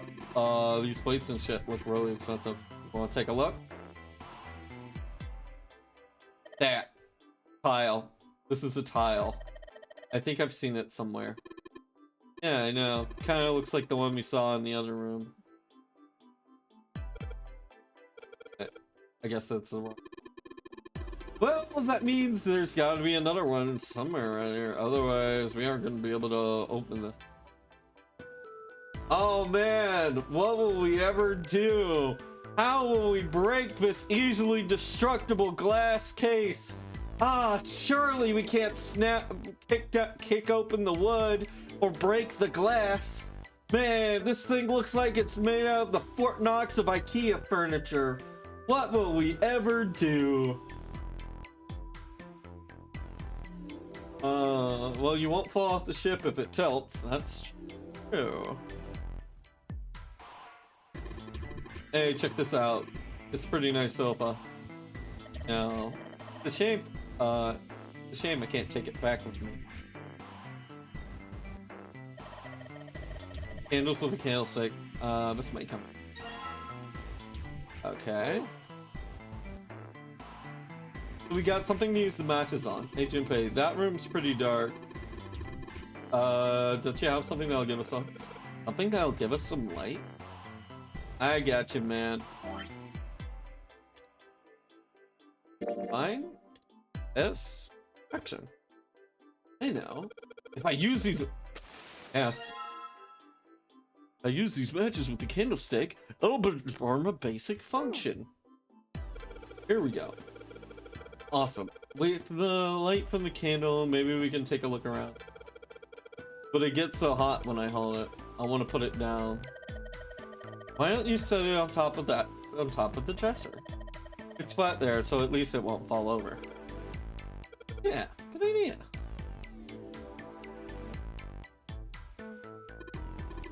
Hey, it's got pretty bright. Now I can take a look around a little. Dresser, it's locked.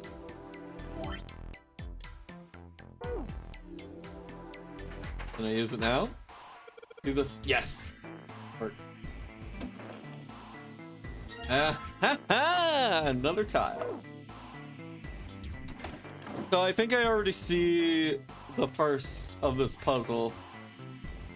We're just gonna have to go back and kind of mirror the image from the other room. What's this? Shower curtain.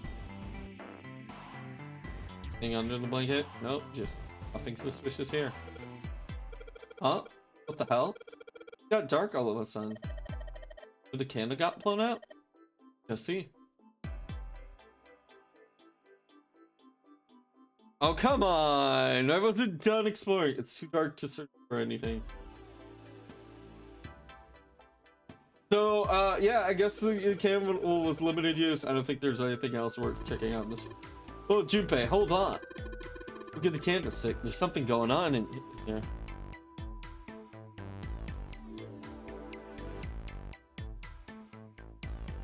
Candlestick is covered in wax, melted on top of the dresser. Oh, is this gonna be a door handle? Hey, this top of the candlestick looks kind of weird. Right, it's all bumpy. A candlestick key. Fair enough. All right. It doesn't have any planetary symbols on it, I think.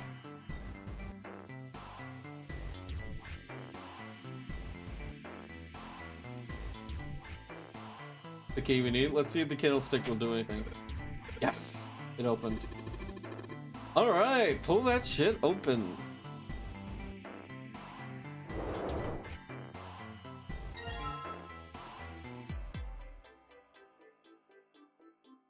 All right, fine. They don't combine. I'm literally gonna have to play a puzzle mini game. Hey, Junpei, you got a minute? Hmm? Here, take this. A bookmark? What is this for? Do you want me to read a book? I found it in between some of the cushions on the sofa. Pretty sure it ain't gonna be any help to us, but I figured we might as well hang on to it anyway. I mean, it's a 4-leaf clover. Good luck. Sometimes all you need is Dragonic breaking the glass and his body just explodes the bomb. The bomb. Hey! You can remember your position in books now! Then why don't you hold on to it? You know what I hate most in the world? I got 4 things. He hates 4 things!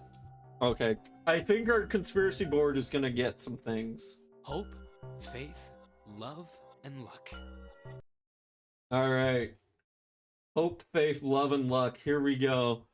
Let's actually use a text box for the guy right now.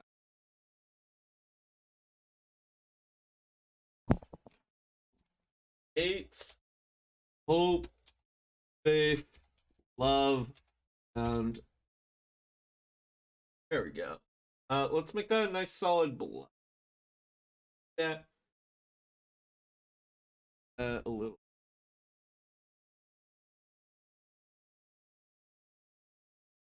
Up the size to a little bigger. All right, cool. There we go. Hope, faith, love, and luck? Damn straight. And you hate these things? Yeah, you got a problem with that?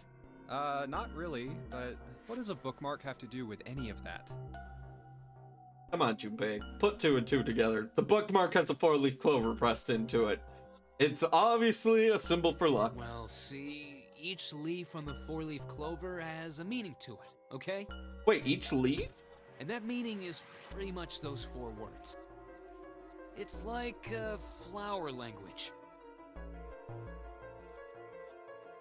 Huh.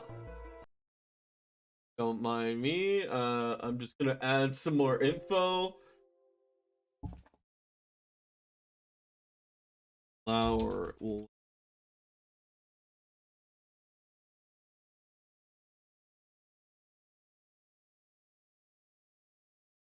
I mean, I knew four-leaf clover meant luck, but I didn't know about the flower.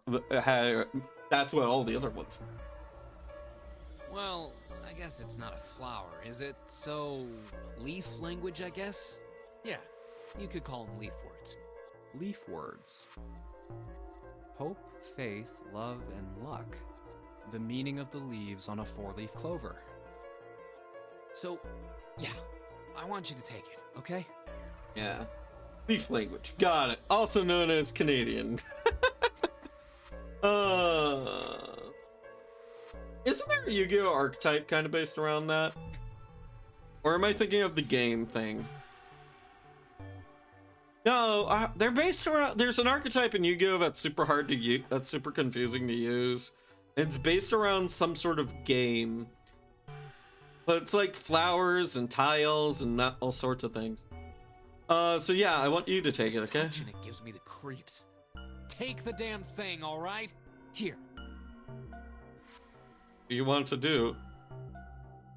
I mean, sure, I'll take a four-leaf clover. I guess I could use some luck. Sure, I'll take it. Oh, man, I feel a lot better now. I mean, look. There's literally no obvious reason why we shouldn't have it, and literally, yeah, it's like the thing about cosmetics. You look good, you feel good. You feel good, you do good. I mean, in a basic survival setting, we're just skipping the first step. That thing was a real pain, you know? Do you really hate those 4 words that much? Yeah, well, they can all betray you, you know? Luck can betray you. Love can betray you. That one seems... I mean, your luck can leave you randomly. Love can betray you very obviously. Hope... yeah, kinda. And faith... well, yeah. Religion is known for being a messy subject. Get the Crusades alone. Hope, faith, love, even your destiny. Well, that's not my only reason. What? He's allergic to four-leaf clovers. That's not the only reason I hate the four-leaf clover. I just can't bring myself to like the number 4.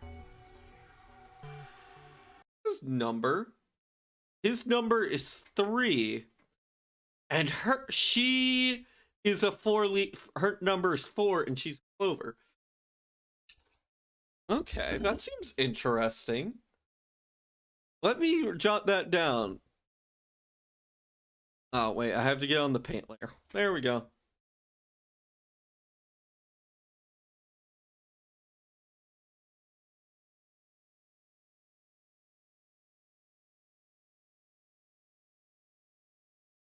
So you might have something against Clover in the future. Wait, if we went into the 5 route, that means he and Clover would have been in there. That's interesting. That's very interesting. I imagine that could potentially lead to something. What, worried about the 4 horsemen? Nah, come on, man. That's just silly. Maybe back in the Dark Ages, that kind of crap scared people. But this is the 21st century, and I'm a 21st century guy. I'm a little insulted. Then why do you hate 4 so much? 'Cause it's a half-ass number. Not the best or the worst. That's why. What? 9 is a way better number. So what if it's last place, right? At least it's not some lame-ass middle number. What are you... What is this guy with his prejudices about the numbers? I feel like by the end of this, yeah, 3 is the best number. Fight me. I feel like I won these points. We're just gonna get a situation where like this whole game is just gonna be like that meme where the guy comes in, is like shaking the camera, he's like, Jason, what do the numbers mean? What do the numbers mean? From that old ass Call of Duty game. I like 4. 4 is like... 4 is okay. I have no strong feelings about it. You play? Play? You mean like gambling? You mean like gambling? Yeah, of course. What else would I mean? Card games? Other card games? Card games of the trading variety? I mean, 4 is a great number in the Yu-Gi-Oh! TCG because it makes it very easy to XC summon with and pull off level 8 synchros. And level 8 synchros have always been genuinely very good. In Baccarat, the best possible hand totals 9. They call it Le Grand. But the lowest, most worthless cards, the zeros, they call Monkey. Just like the guy in charge of this game, huh? Zero's a monkey. Rank 10, best rank? Okay, I see how it is, Lord. Clearly, machine biased. Clearly machine type biased. I kid. Love whatever rank and number you love. Wayne's. Yeah. So in Yu-Gi-Oh, for those who don't know, Yu-Gi-Oh has a rank 10 archetype, and it's all based around trains. And they're very big monsters with very big, powerful effects. You always have to pull off a little bit of shenanery to get those monsters out. Yeah. But like level 4 monsters generally are very easy because you can just normal summon them without any special tricks. Once you deal with like the numbers 5, 6, 7, 8, then you usually have to give up resources to bring out those bigger, tougher cards. But like 4 is like the strongest strongest level of cards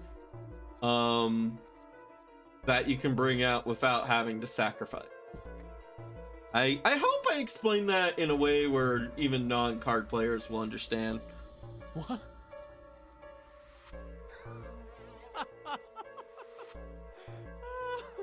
Oh man, you're totally right. Is he crazy? Can't tell. The guy who trapped us in here sure is one hell of a monkey. You know, if you think about it, the Nonary game is really a lot like Baccarat. Of course, it doesn't use any of that stupid digital root junk. Am I gonna have to learn Baccarat? Do I need to learn?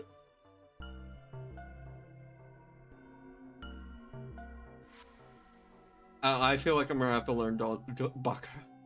Oh, of course it doesn't. You just drop the tens digit, and that's it. Still, it does have the same idea of your final number needing to be a single digit. Oh, yeah, I guess you got a point. And in both games, whoever has 9 wins. The person who makes 9 wins? Wait, did you forget already? Don't you remember what Zero said? We get out by going through 9 door. Can be found. Yeah, you like cards, right? Here you go. It is hidden, but exit can be found. Seek a way out. Seek a door that carries a 9. So, if we want to get off this boat... As much as I know a lot of things about card games, Baccarat is one of the card games that has escaped my knowledge pool. We have to make a team whose numbers have the digital root of 9. And only the people in that team are going to make it out alive. Oh, fuck.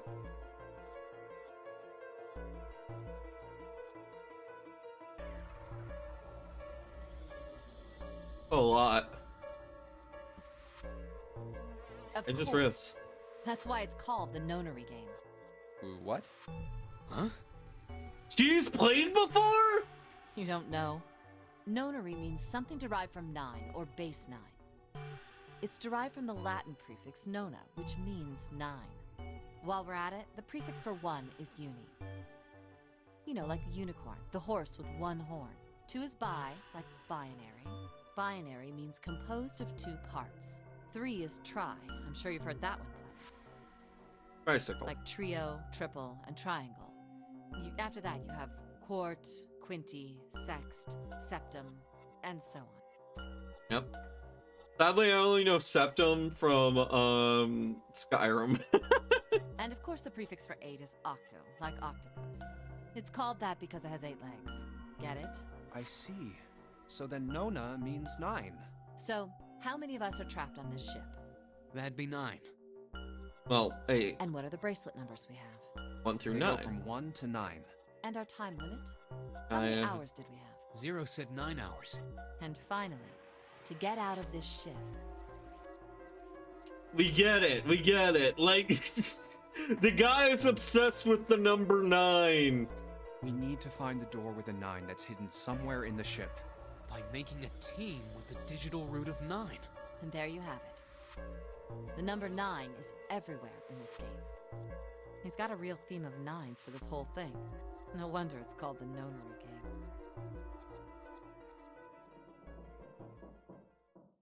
So that's why you come.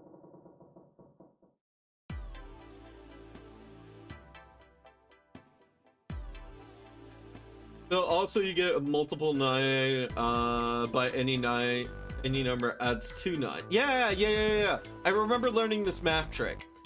So, 9 times 9 is 81. So if you take 9, subtract. Okay, let me do a better number. 9 times 4 is 36. So if we take that 4 minus 1, we get 3 for the 36. Then you subtract 3 from 9 and you get 6. And that's like the easiest way in the world to remember your multiplication tables of 9. But yeah, 9 times 2 is 18. 9 times 3 is 21. No. What's 9 times? 27, right. 9 times 4 would be 36. 9 times 5 is 35. 9 times 6 is 54. 9 times 7 is 63. 9 times 8 is 72. And 9 times 9... One. And then 9 times 9 is 90.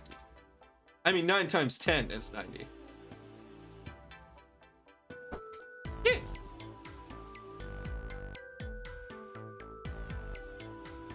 Alright. Go back. David goes with the dresser. There's nothing particular. Okay. Alright. So obviously, gonna have to use. I'm gonna have to do some mirror matching in the other rooms. What's up? Going back already? Well, I can't just leave Chun there by herself. What? You think you're knight or protector of her or something? Creeping me out. Whatever, man. I'm going. Alright. So I'm actually gonna make this easy on myself and just take a picture with my phone.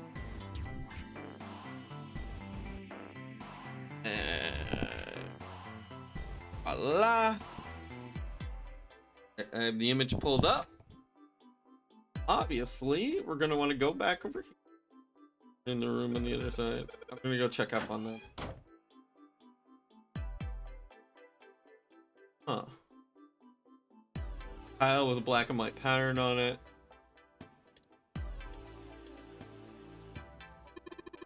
Hey Junpei, that tile you've got, you think maybe you're supposed to put in one of those empty spaces?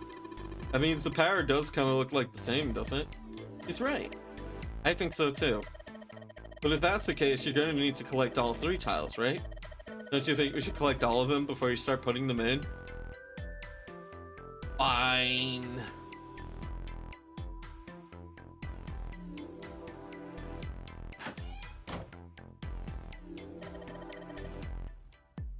The bathroom wall. The whole wall is covered in these square tiles. Anything in here? Is there anything in the toilet? Guess not. The tank's empty too.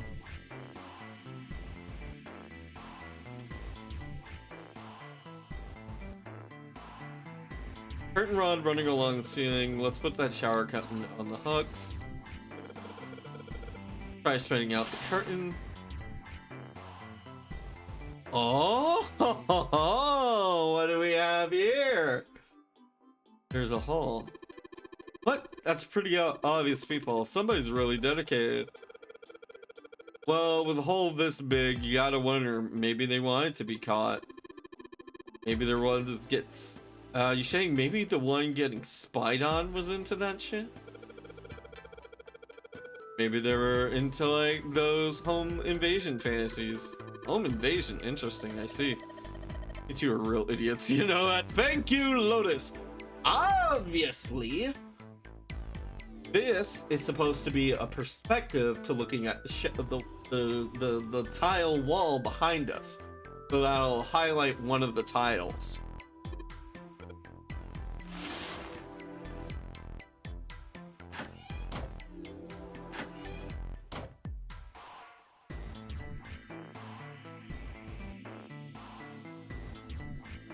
You need to...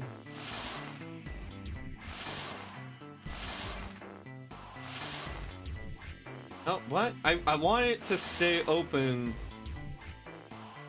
so I can turn around and look at this.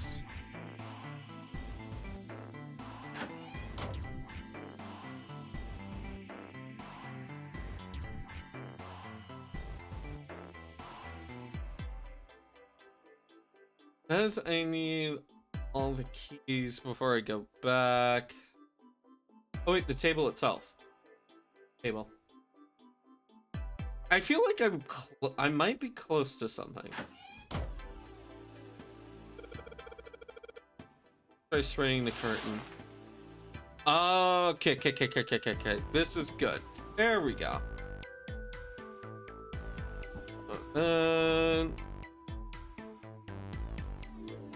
So it's looking at that tile.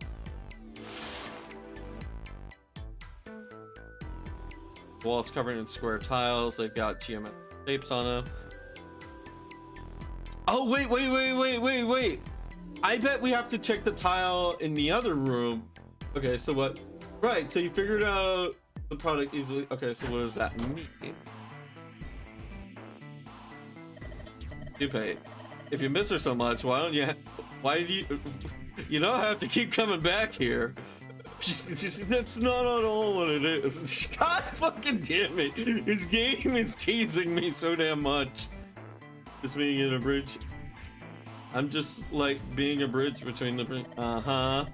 Now, you keep telling yourself, man. Now get the hell out of here and go help Jude. Oh, wait.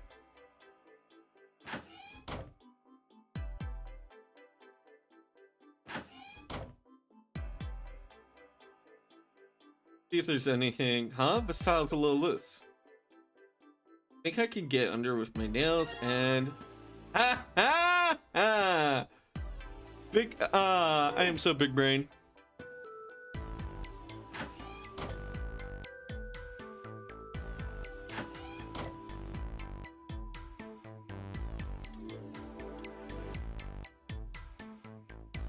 tile in the frame, so I guess I'm supposed to put these tiles in. Alright, I'm gonna give it a shot.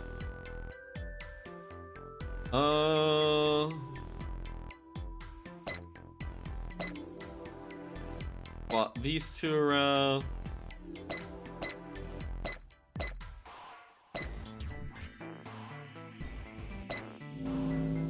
Oh, that actually just magically fixed it. Perfect. Yes, he did it. Picture. And there goes the frame. What is this? What do you mean, what's this? Pretty obvious, isn't it? It's a hole in the wall. Like a hidden safe or something, you know? Oh, let's take a look. I think there's something inside. Oh! It's the Mars key! Hell yeah. What's the deal with this picture anyway? I think I've seen this picture before. Where? In a book. There's a British biochemist named Sheldrake. He has a rather interesting theory. I saw this picture in his book. Man, I can tell that this game is made by the same, but made by the AI Somnium Files author. Like, with just like the love of conspiracies and theories and like random principles and whatnot. Yeah.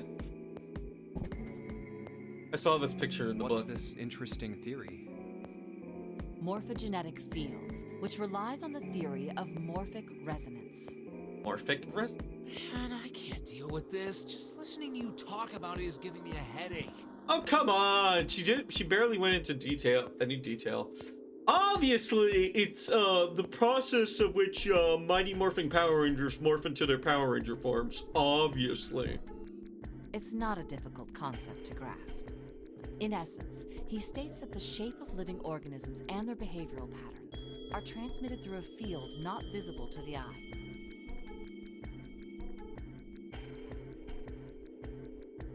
Wait, what now?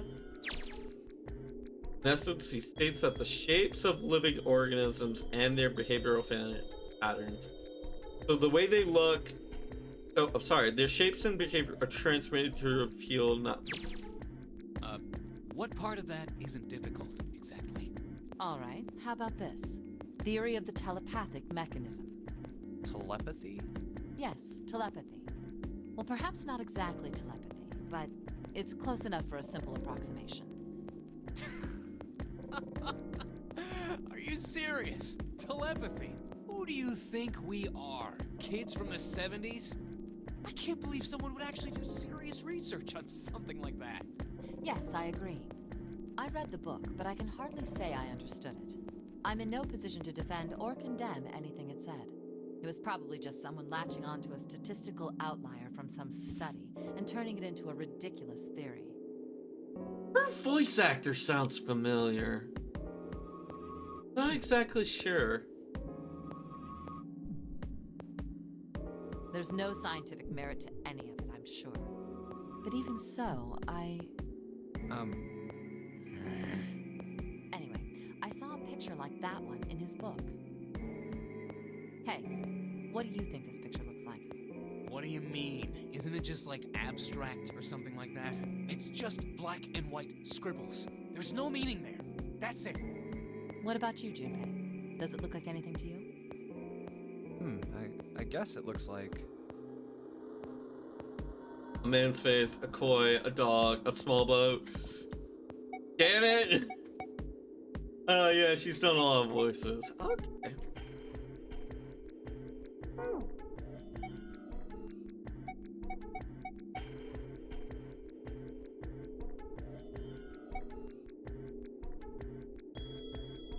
What? I have to Google that word. Sadly, there is no seahorse wearing a funny hat. Yep. Nippa.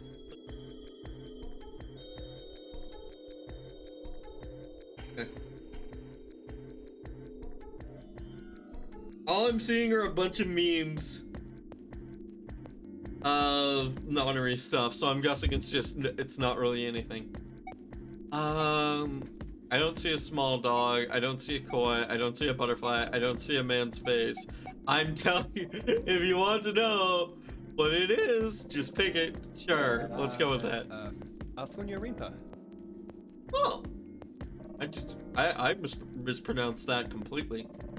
See, I mean, this totally looks like one. And here and here. What the hell is a Funya-Rimpa?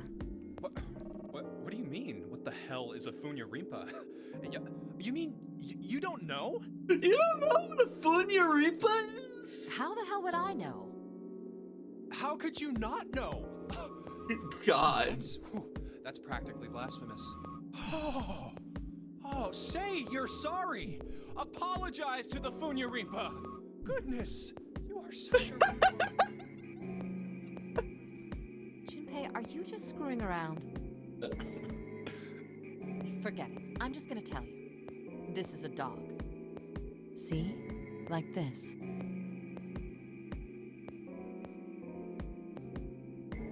Oh! I see it! Now we know what it's a picture of, but I don't see how that helps us. A TV show from Great Britain did an experiment once. They took two similar pictures. Both of them were difficult to identify, initially. But once you figured out the answer, you couldn't see it as anything else. These two pictures. The first was a woman wearing a hat. The other one, well, to make it easier, let's just say it was this picture of a dog. So, their experiment. First, they sent the picture to other parts of the world, outside the reach of British airwaves.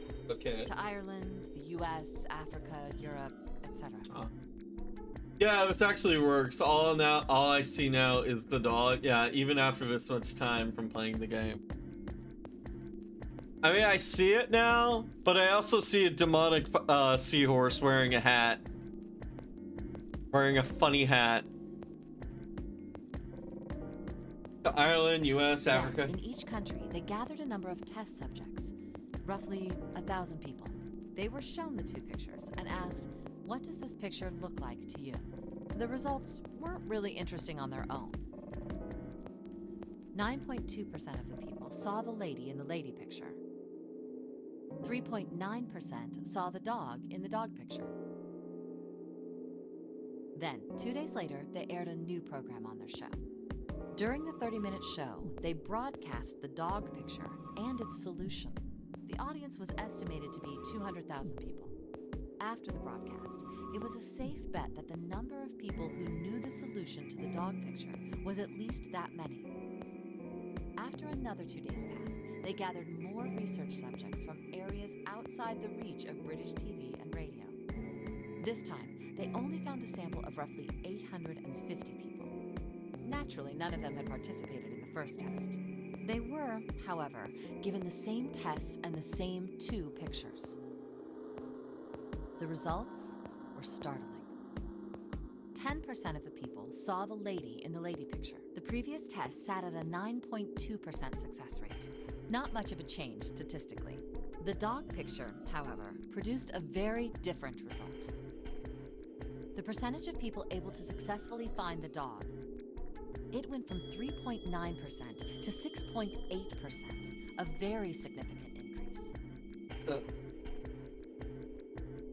So do you understand? Do you realize the significance of this experiment?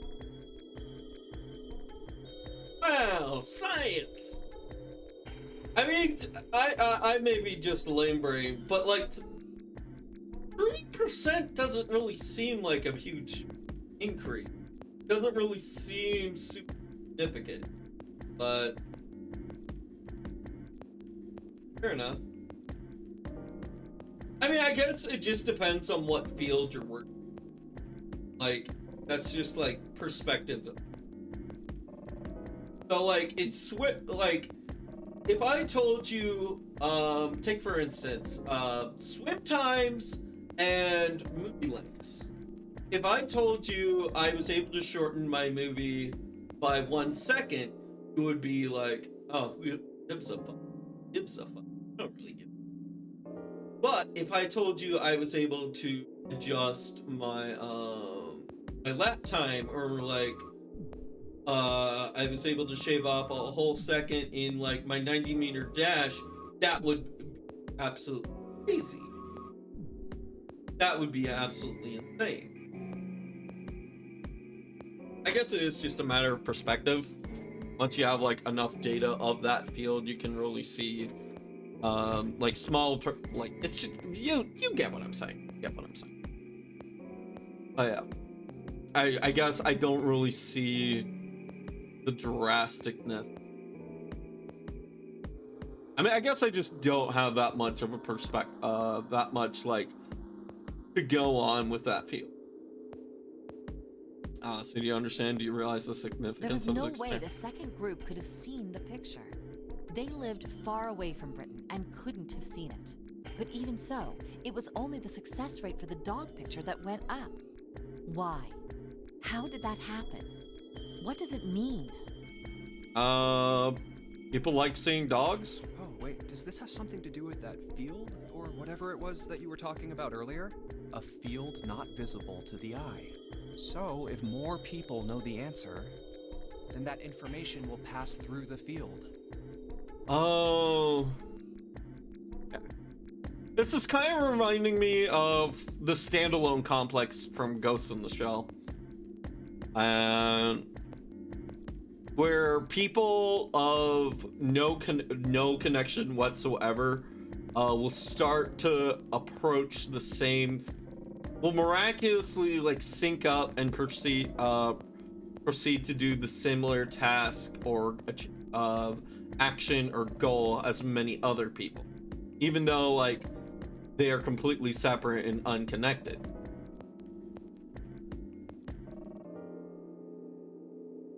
So for like the Smile Man case in Ghost in the Shell, the standalone complex in that was a bunch of people going around and doing crimes, but always leaving the same message behind, even though they had no connection, supposedly.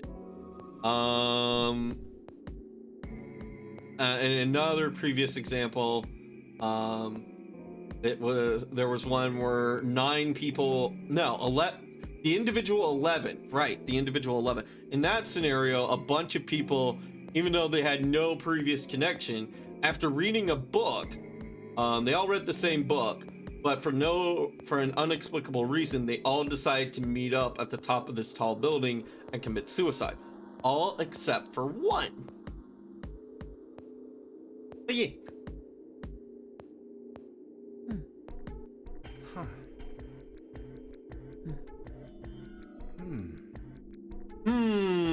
Psych! I was just kidding. You really shouldn't take me seriously. Well, I mean, the things I just told you about are true. They really did happen. But the results of that experiment really aren't anything to go by. They could have easily falsified them. In the end, I'm sure they were just in it for the ratings. They are a TV station after all. Yeah. Right! Man, I gotta admit, you had me there for a minute. That or their sample size wasn't large enough. Maybe with like at some point, if you increase the sample size of an experiment, generally you get more accurate answers, results. Right, man. I gotta admit, you had me there for a minute. So like, take the coin flip principle. If you flip 4 coins, this also works with the lottery as well. So if you flip 4 coins, I may get 2 and 2, 50% heads up, 50% tails. But another guy down the street might get 4 tails in a row, or another guy might get 3 heads and 1 tails, or the inverse. And so really we could get drastically different percentages. However, if I were to flip coins 100 times or 1,000 times, the more that I flip the coin, the closer and closer it will get to its true probability. Right, man, I gotta admit, you had me there for a minute. I really thought you were serious. Of course not. Like I told you before, I'm sure it's all just pseudoscience. Oh, okay. Right. All right, enough nonsense. We've got the key. Let's get out of here. Word. Huh. A field not visible to the naked eye.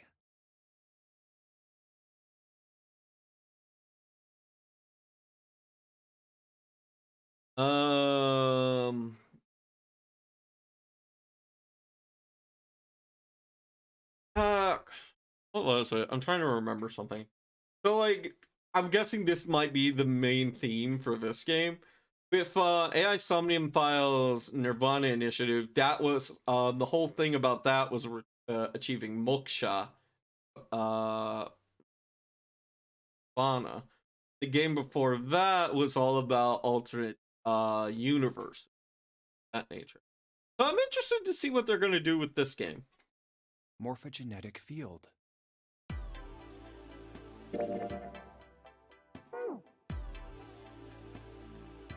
Sorry, I keep wanting to go down and like navigate with the D-pad, and that just leads me right to the map scene. All right, let's go to the hallway. I'll go get June. You guys head to the door. Okay, Roger.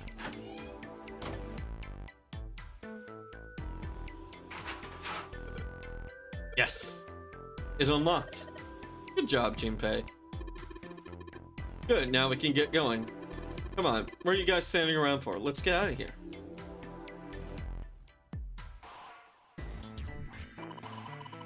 Come on, Jumpy, let's go. All right, let's go.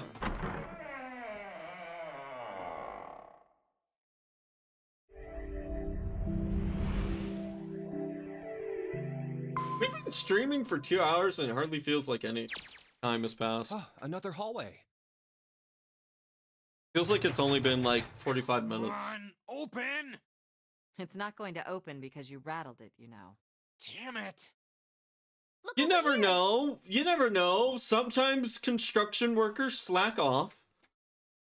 Elevators. And the buttons? Of course they don't work. The power must be out here too, just like by the staircase. That leaves this door. Well, looks like we don't have any choice. Yeah. Sure does. Well then, let's open it. All right, here I go. Onward. Oh. So it's a kitchen. What were you expecting? Isn't it obvious? The exit. I was hoping this would be the way out of here. Could you imagine if they get to they get out, they go through the 9 door, and all they find out is that, oh wait, yeah, boats can be out at open sea. Oh man, what if that's the thing? What if that? Oh wait, no, I mean, if that was the thing where, like, at the end of 9 hours, everything, let me think. Like, if at the end of the 9 hours, their time runs out, and that was the condition for them, like, oh yeah, you were too slow. Turns out, yeah, you can do the rest of the thing, but turns out, yeah, you're out in the middle of open sea. But then again, I guess that would be a moot point. Like, what would be the point of flooding the lower levels in the first place? You really think it'd be that easy? Yeah, I know. Still. If we can just get through this door, we should come out on the other side of that grate we saw earlier.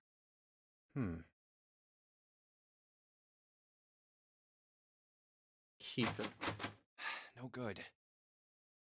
I guess that wasn't very constructive. Anyway, let's take a look. But before that, let's go on a quick break. I have something in my eye, and I need to refill my water bottle, so now's a good time. I'll be right back, and we'll play some more nonary games. Ugh.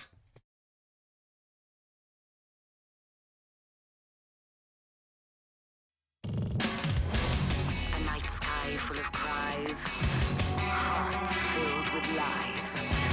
The contract, is it worth the price? A soul pledged to the darkness. Now I've lost it. I know I can kill. Does truth exist beyond the gates?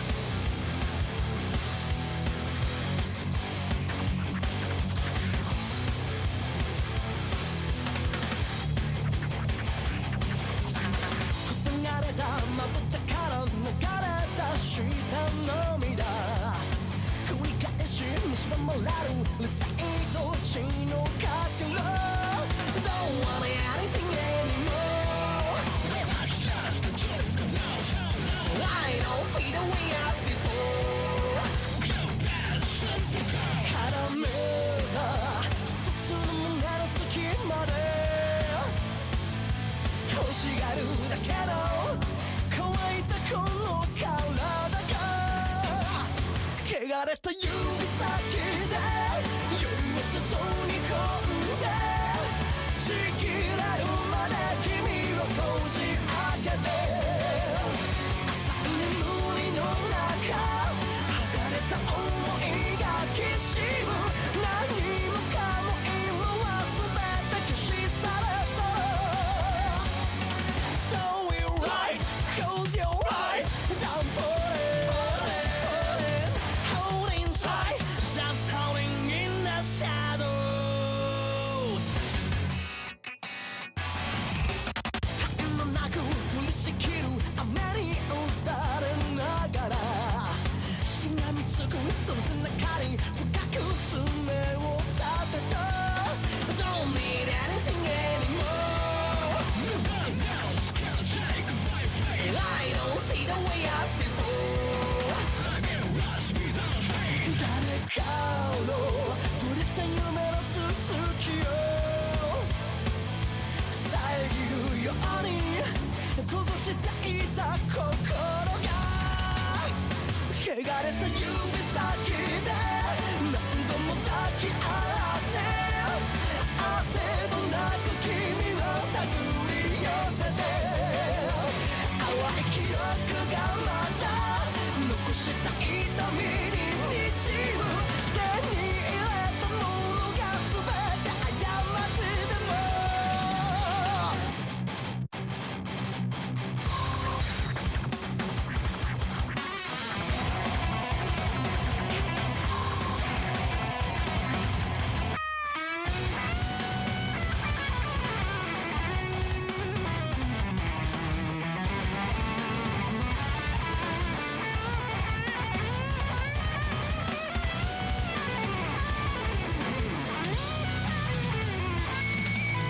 失うたびに目覚めてゆく力で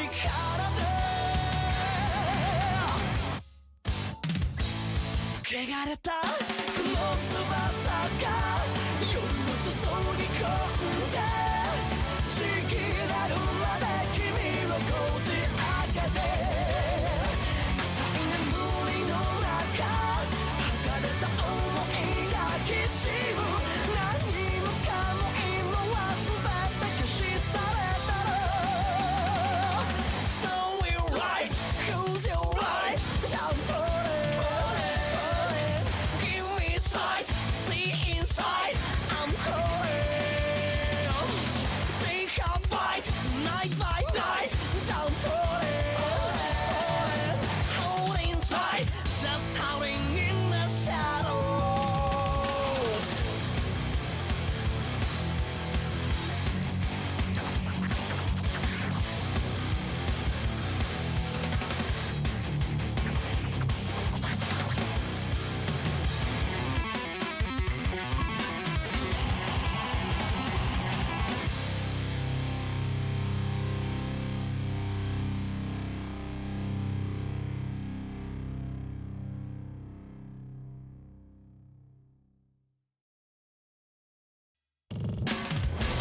A night sky full of cries, hearts filled with lies. The contract, is it worth the price? A soul pledged to the darkness. Now I've lost it. I know I can kill. Does truth exist beyond the gates?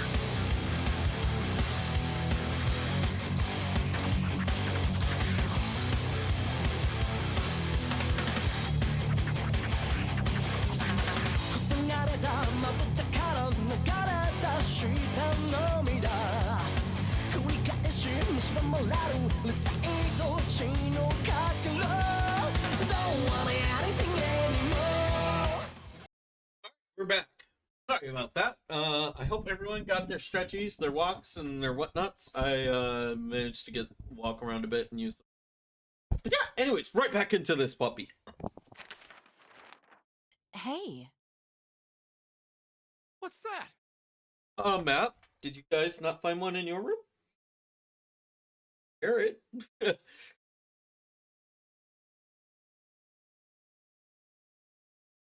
Huh? Oh, yeah, I guess I forgot to tell you. I found this a little while ago. It's a map of the B deck. Let me see that. I knew it. See? Look. Yes, yes, hold your horses. What did you figure out? This is handy. See? We came in here. Now, if we go out there, then we'll be on the other side of the grate. How about that? She's right. We can get out through there. There we go. Here, you can have it back. Thanks. Okay, so that's what this looks like, and over there the elevator, and then we came along through here to get into this area. Then the others must be coming out through here. Like we're gonna meet them there. There's a card reader on the right side of the door. And that means the key card is somewhere in here, right? That seems the most likely. All right, we know what we need to do then. Let's get moving. First off, I say we split up and look for clues. Okay. Wait, why do I...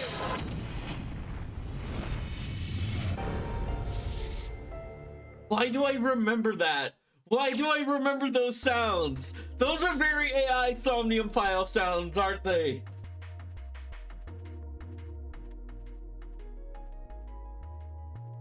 Ah, crap. I'm trying to remember at what point do those play.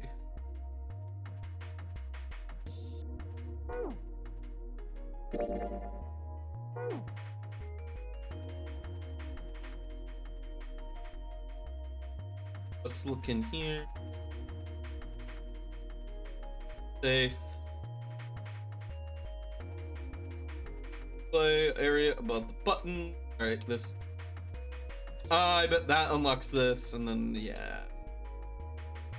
Pots and pans. Like I got empty pot and pressure cooker, and well, I guess I could use some weapons. Kind of an idiot, aren't you? You gotta run around holding that thing while you're looking for the dead. Hey man, it was just a joke. No, I think that's a valid tactic. Why so serious?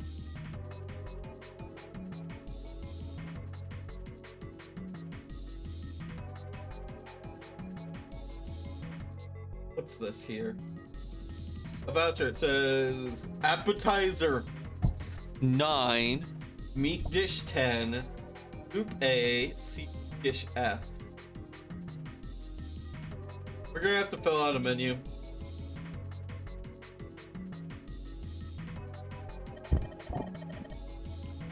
There's a pot on top of the stove, and there's some ingredients around here. I could cook something up for Lotus. Can you actually cook? I mean, who the hell do you think I am? You better believe I know how to boil hot water and put it in my instant noodles. And I can boil eggs too. Yeah, I can cook. Basic stuff. It's funny. A trash can. There's nothing inside of it. Well, better than being full of rotten food, I suppose. Damn it, nothing in here. For some reason. Hey Santa, digging through the trash really suits you. What the hell did you say? Listen, lady, I did you a favor. I knew you'd just piss and moan it, so I did it for you. Oh my. I don't recall asking you to do anything. I ought to throttle you. Excuse me. Oh god, she's Misato of this game. Yeah! Does it feel colder in here?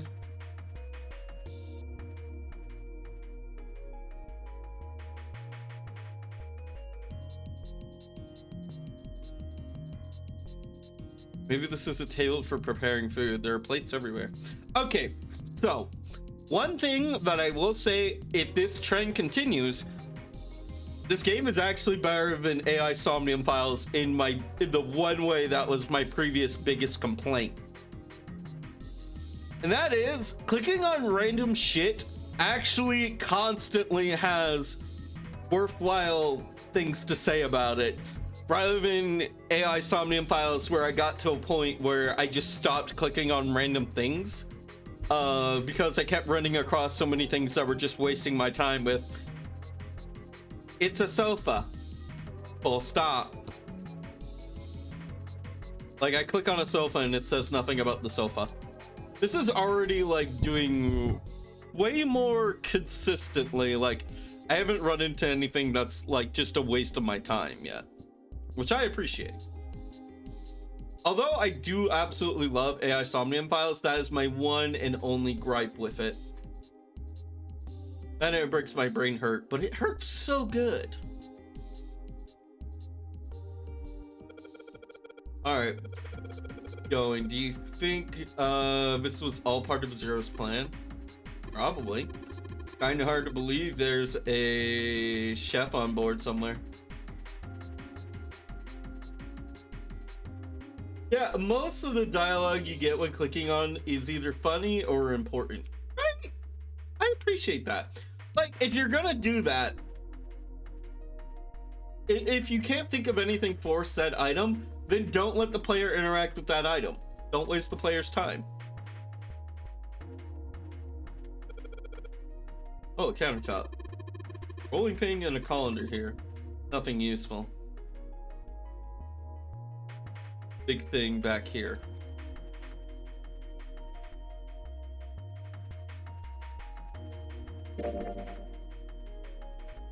Right now we're looking in that corner of the kitchen.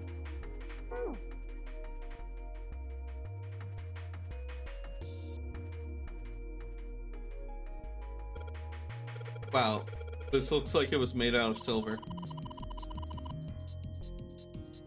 I bet drinking tea out of this pot would be really yummy. I don't like the idea of like my pot or container affecting the taste of my thing. Because that just makes me think of like, oh yeah, I'm getting all these microplastics into my system. Yahoo! Spending a day off with June, drinking tea. Did such a day really ever happen for me? Gumpy. Oh, nothing. We don't really need hot water, so we should be moving. Ah, there's more this way. There's so much stuff in here. A whole lot of cans. Is probably a pantry.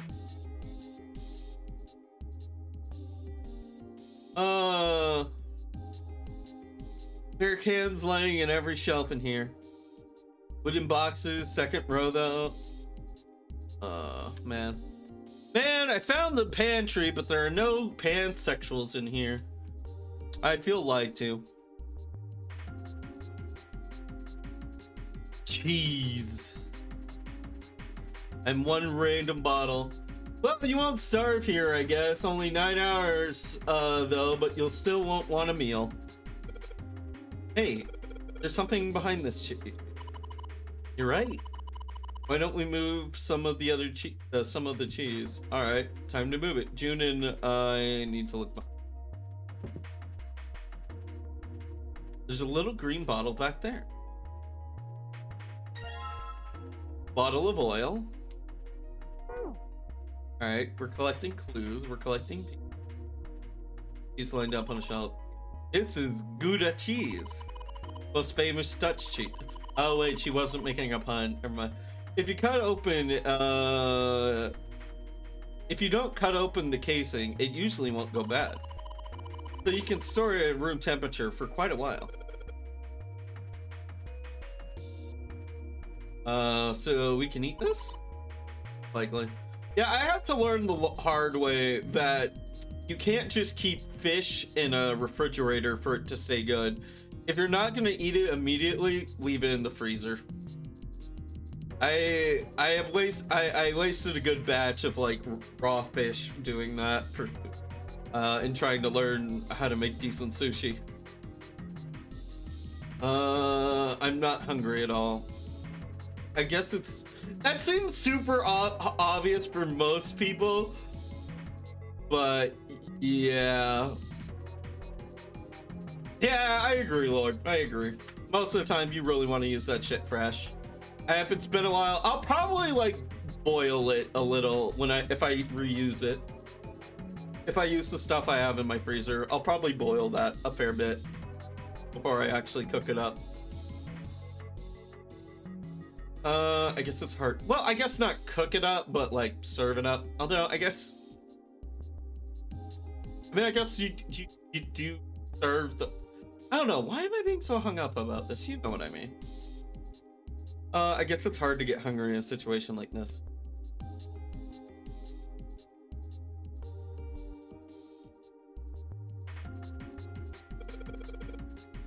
Milk in here. Milk in an iron barrel? Judging by the rust, it's probably really old. Maybe we shouldn't open it. I don't think it'd be a pretty sight.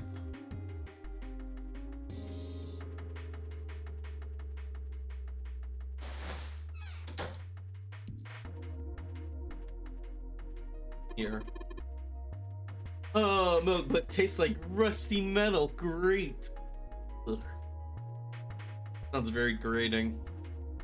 Oh, a lot of notes. They have a bunch of stuff written on them, but it doesn't look like code or anything like that. That's the point of code, to not look like anything.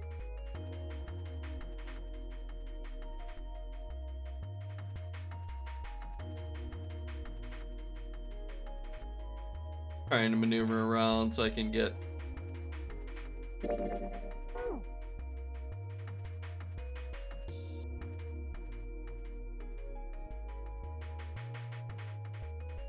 Oh. Wow, what a nice dish rack. I'd love to have it in my kitchen. Why don't you take it back with you? Are you offering to carry it for me? Oh, yeah, 7. You're kidding. You don't honestly think I'd let a beast like that into my home, do you? Hey! That seems nice!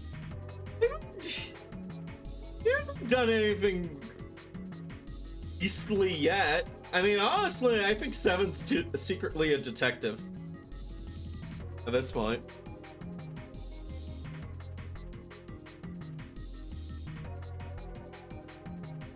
Is there anything in these pots and the door? It's not locked, so we could go back out, but what's the point, right? All that's here is an iron gate and a dead-end hole. Yep, might as well be locked for all good. Going back there is to and some old bottles of seasoning in here.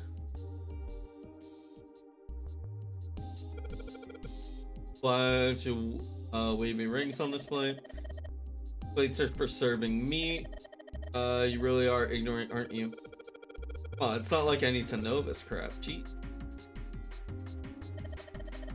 I think there are 15 of these plates. I'm assuming these are for seafood. How can you tell that? They look like just like any other plate from the 99-cent store. If you ever take a lady to dinner, you're going to embarrass yourself. I feel sorry for June. What? Bring it up, June! Lady doth protest too much, methinks. Getting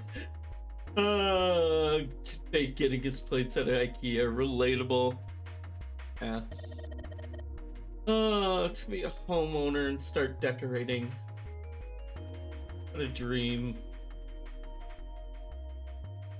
You are not terribly subtle.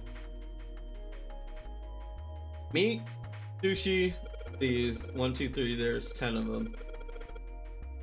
If you flip these over, they look like hats. Middle is the middle is super deep.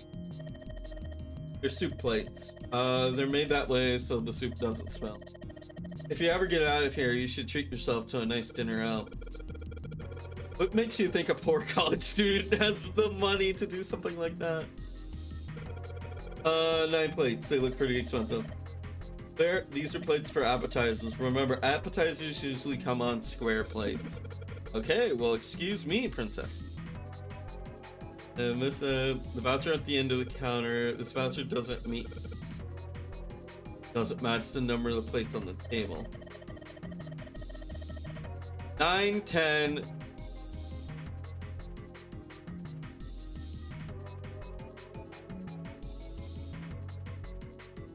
Says 9.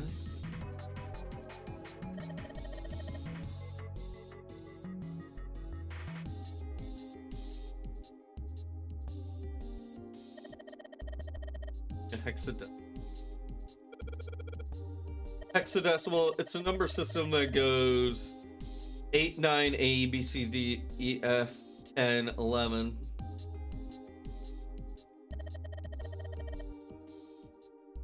You're familiar with base 10, right? That's the normal system of numbers. Base 10 equates for the base 10 equivalents for hexadecimal numbers would go like this: A equals 10, B equals 11, C equals 12, D equals... Okay. And 10 equals 6. Oh god, 10 equals becomes base... I know it sounds strange, but you can think of it as just 6 letters added onto a normal system after the... Oh, this is hurting my brain. I worked with binary a little in high school. I should know how to do this. Because hexadecimal is 16 base, that means 10. 10 means 1 to the 16th and 0 1.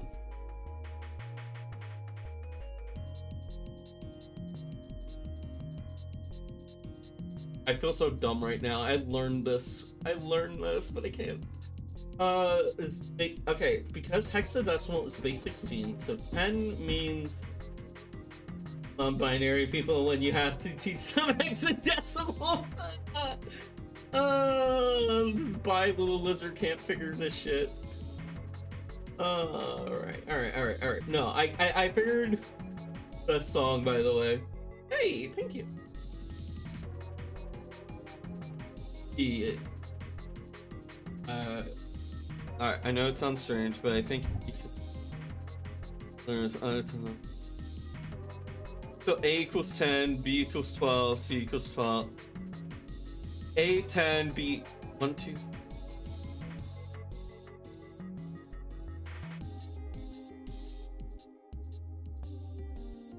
Okay, so it's just 0, starting with 0, 1, 2, 3, forward, going forward, got it. And then there's the 1 and the 10. Wait, why is 10 equal 16?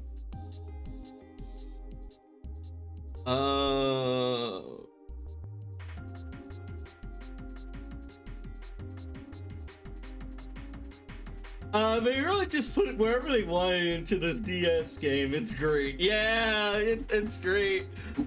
Okay, so I understand this. So the first 10 values work fine. I mean, the first 6 values are fine, even though you start at 0 and you go up to 5. Then you have a new value at 16, meaning you have to have 10 for some reason.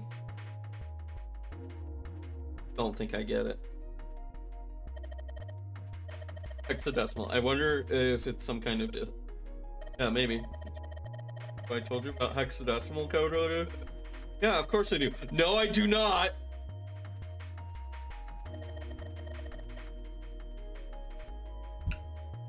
Alright. What would be 9 plus F in base 10?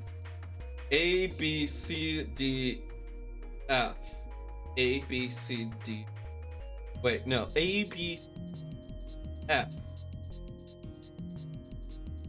F is the 6th one, being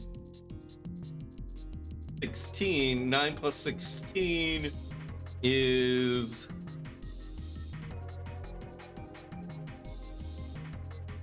25.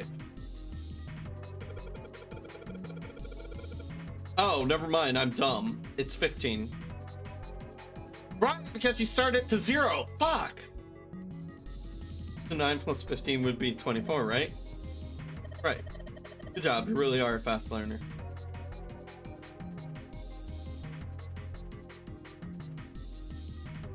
A equals 10, F equals 15. Got it. Lotus here to make you do math.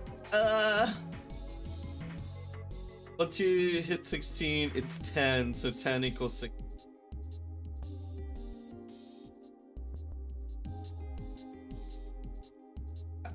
Okay, I don't know whoever invented hexadecimal, but this is literally counting with letters.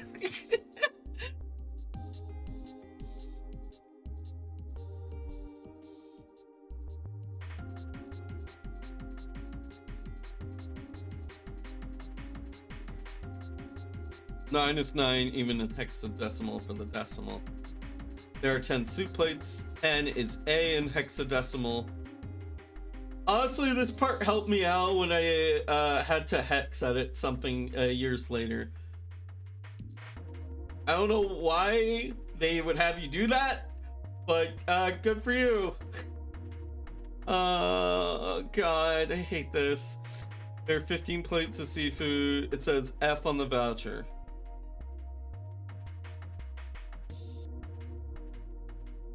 F says 6. F is 15. There are 15 plates of seafood. It says F on the voucher. There are 16 meat plates. 16 is written as 10 in hexadecimal. This is... That is nuts. It worked! Yeah, you know what? It worked, yeah. I had it, I hex edited the file of a Pokemon Stadium cooldown. The Japanese celebrity could be given... Oh, so Japanese celebrity could be given to my American game. The American CD gave Jirachi. Oh! That's cool! Yeah, I don't know why I didn't immediately think Celebi, and my brain went Celebi, like, is that supposed to be mistyped into celebrity something? But no, I get you now.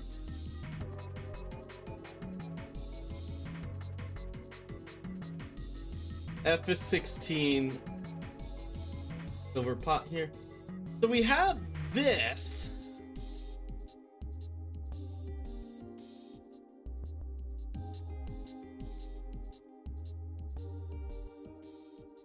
I don't know if this is okay. So like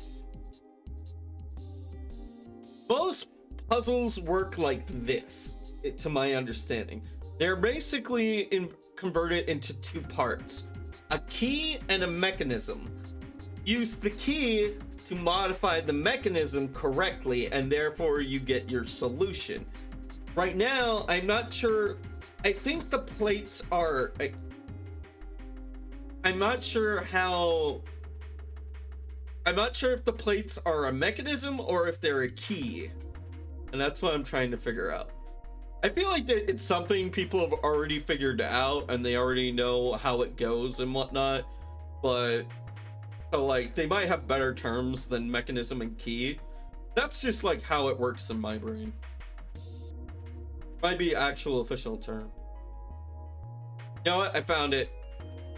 This is the key, and this is the mechanism.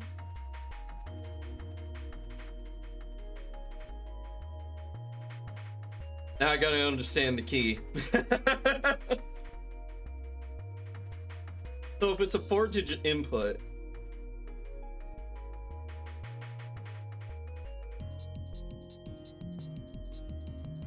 okay, so 9.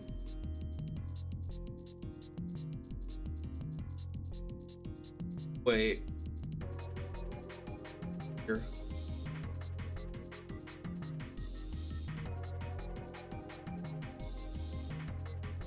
Alright.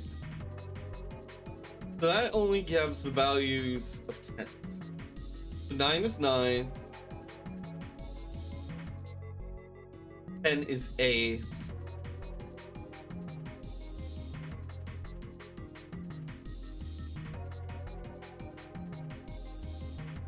A is 10. So 9, 10.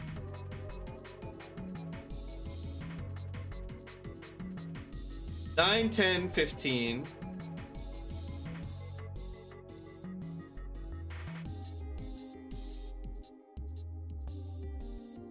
No. Probably supposed to use maybe if we put in the right number, it'll give it. All right, 9. Shut up! I'm trying to enter the code and you keep interrupting me with text. I can't remember this forever. 9, 10, 15, 10. 9, 10. Yeah, convert A and F to base 10. Worth a shot. No dice. Looks like there are too many numbers. Looks like the number on the voucher isn't the actual passcode. Okay, never mind. I feel like I'm just gonna have to learn it. I don't really see.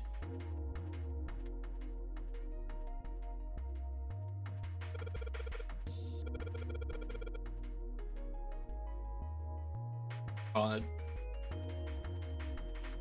Like if I saw this in an escape room, I could not just take that for, at face value. I'd be like, no, I need to see it. I need to know.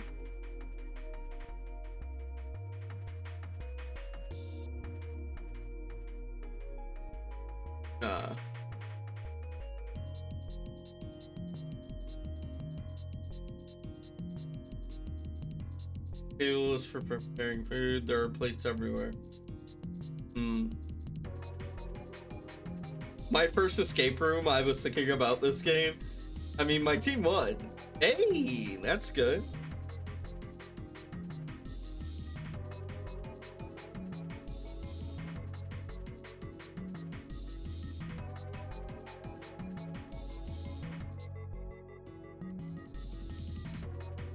They're deep here, they're circular here, and they have a rim here. And these look nothing like those plates. These kind of remind me of the plates that I would use a lot at a restaurant.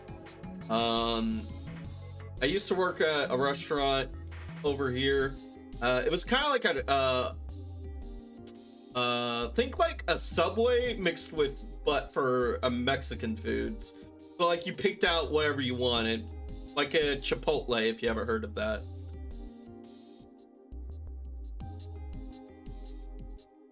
Not the. I don't think they're meant to be like the other plates.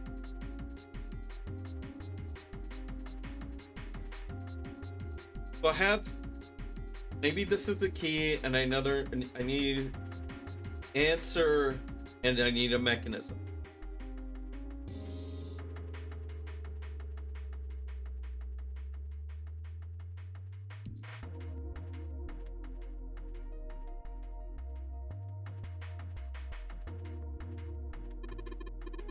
Top. We've got a rolling pin and a colander, nothing useful.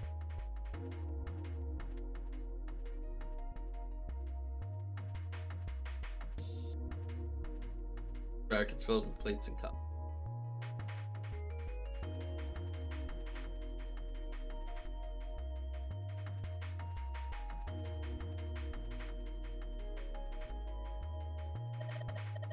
Hey Sam, could you open that door for us? What the hell? There's no way I could open that thing. Guess you're getting to that age where your eyes starting to go, huh? My first escape room was weird. I was on stage reciting. Made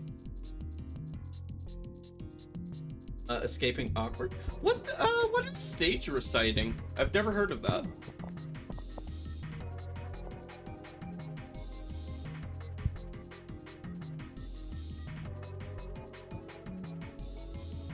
Better watch your mouth, boy, or someone won't live long enough to see that door open. God, that's two of them on edge. We gotta get out of here and fast. That's the exit. There's a big old iron plate over there. I don't think I can open it.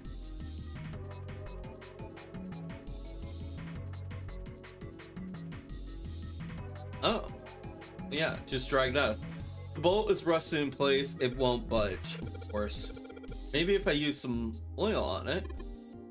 Hey, don't just a little bit of oil in. Come on. Come on, you little son of a bitch. Hey!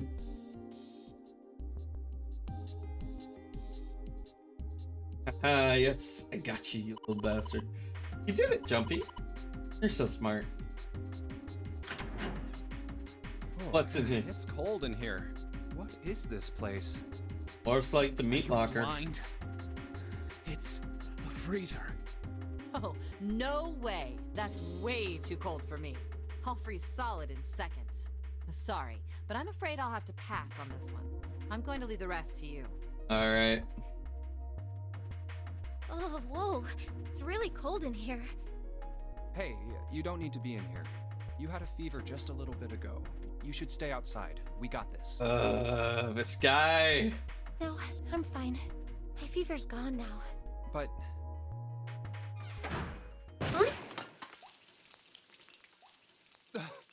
Oh, no! No! Why did it suddenly close? Ah! The knob's frozen. But why? It looks like the pipe next to it broke, and... Hey, Lotus! You're out there, right? Open the door! What do you want? What's going on? The door won't open! Try opening it from that side, please! Oh, fine. If you say so. Hold on. It's no use. It won't budge. Damn it. You've got more people in there. You figure it out.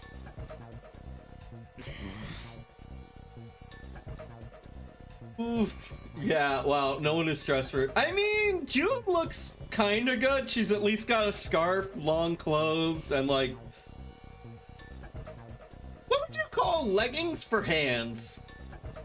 Yeah, June might survive, but yeah, no, Santa is screwed. He's got all of the exposed skin. Oh. God damn it. Anyway, let's find a way out. If we don't get moving, we're gonna be permanent residents. Two heads are better than none. I'm sure we'll figure something out. Yeah, you're right. Santa doesn't get cold by the virtue of name. Santa's wearing barely more than Lotus, yeah. Santa's not dressed for the North Pole. Well, let's just take a good look around this room, okay? Right.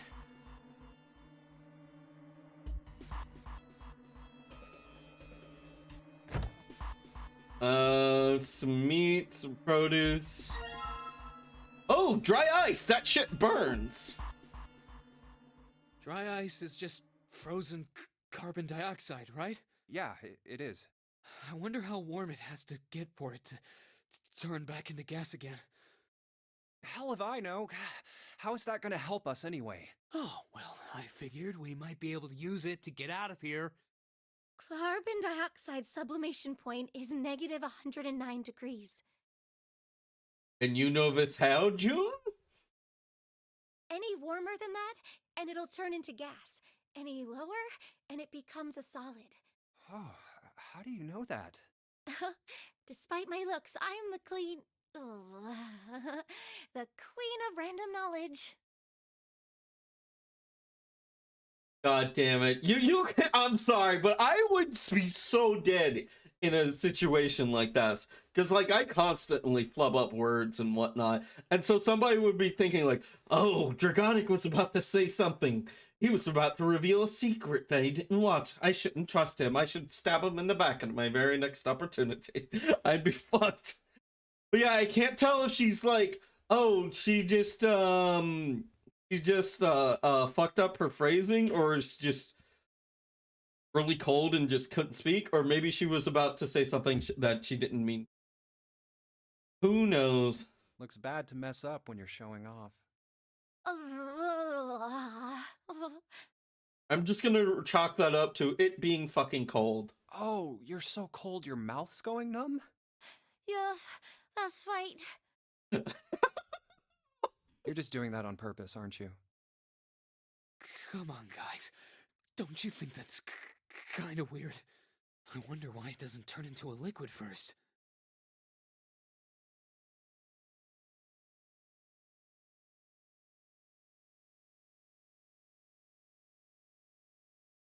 It did seem rather odd. He wanted out of the freezer now. What does he mean by he? Who is he in this context? Like, what am I trying to say here?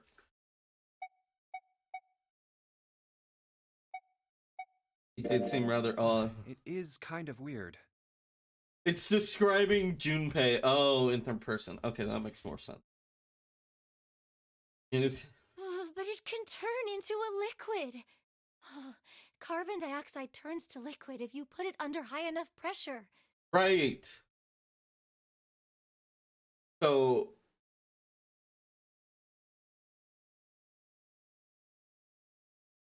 Right, because, But at 1 atmosphere, normal air pressure... It won't turn into a liquid, right? Normal atmosphere alternative. That's right. Instead of melting, it'll do what's called sublimating and change immediately from a solid state to a gaseous one. See, that is weird. Water's a liquid between 32 degrees and 212 degrees. Hold on, I need to re-browse all this just so I can process it. Any warmer, blah, blah, blah. Okay, dry ice is just frozen carbon monoxide. They were to move. Alright, carbon dioxide sublimation point is 109 degrees. Any warmer than that, and it'll turn into solid. Junpei looked at her dumbfounded. How do you know that? Just wait. You're just going, doing that on purpose. You guilt. Come on. Do you think that's kind of weird? I wonder why it doesn't turn into a liquid first. I'm ahead to bed. All right, Davey, have a good one. Santa was now shivering, astonishing rain, but it's obviously unaffected. It is kind of weird, Junpei, but it can turn into a liquid. Carbon monoxide turns out if you put it under high enough pressure, but at atmosphere 1, it's just pressure, so it won't turn it.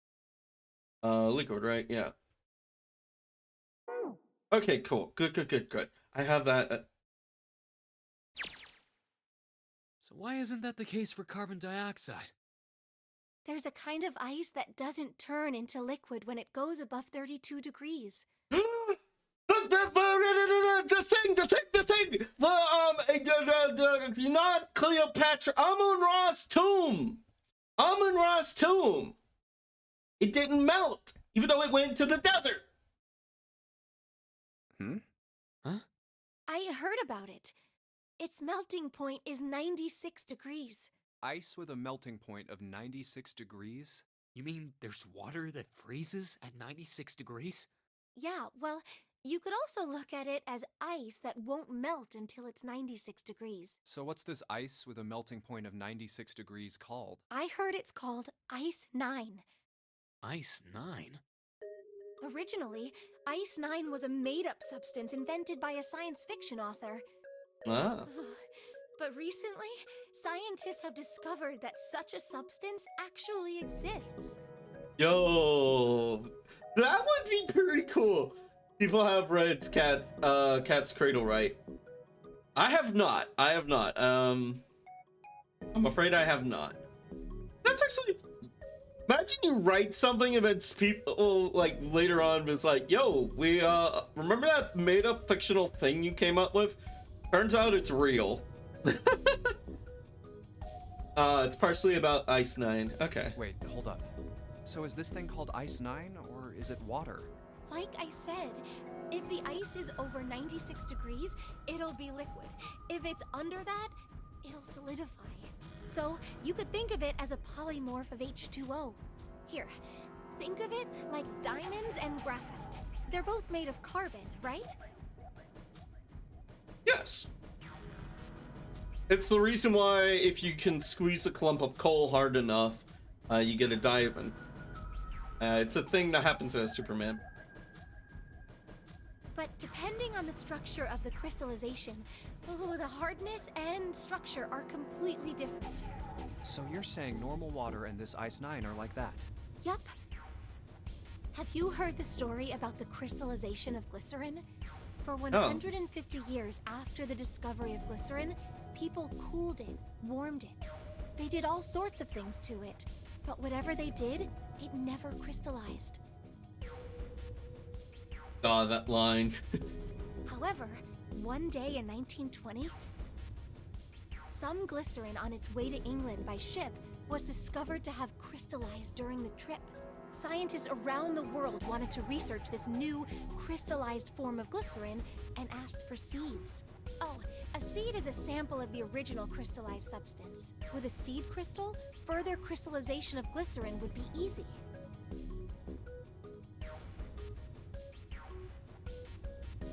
However, something very strange happened. Not only did the glycerin encouraged by seed crystals begin to crystallize, even the samples nearby did, even though they were tightly sealed. And it didn't end there. After that day, it doesn't matter where in the world it is. All glycerin crystallizes naturally when cooled to less than 64 degrees. Before that day, no matter how glycerin was cooled, it refused to crystallize. Ah. That is interesting. Very interesting.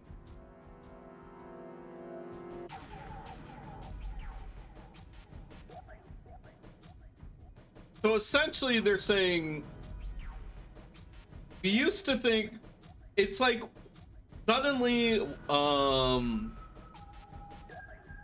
what they thought was a known law of the universe drastically changed and altered everything of a substance, and now that substance acts completely different.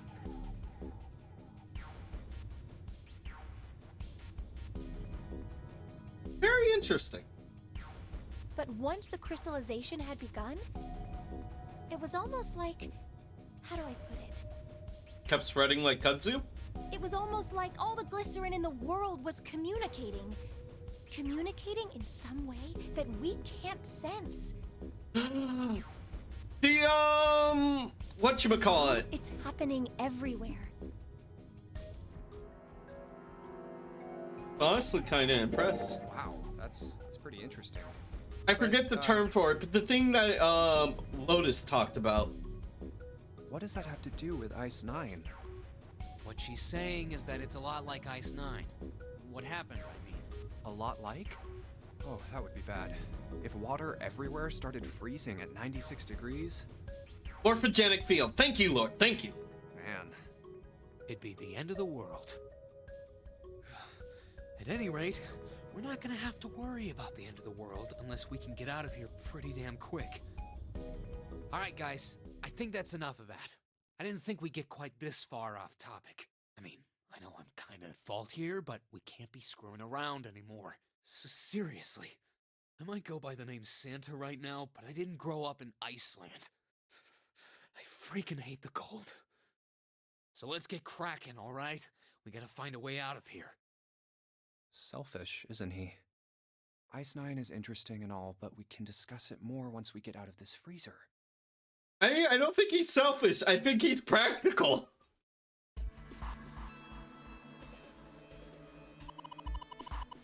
Water dripping from this pipe. It looks like the pipe, when the pipe burst, the water hit the doorknob and froze it in place. This was actually almost, this water actually seems almost warm.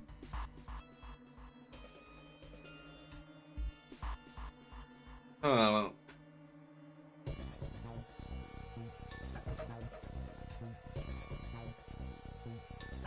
Anything here? This thing is covering something. It's frozen solid. I can't flip it up. Some frozen meat up here. Like pork. Huh? This looks like a tag or something.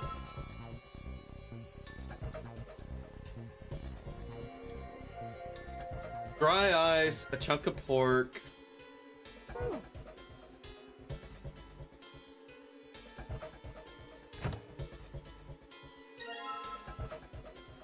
Frozen chicken.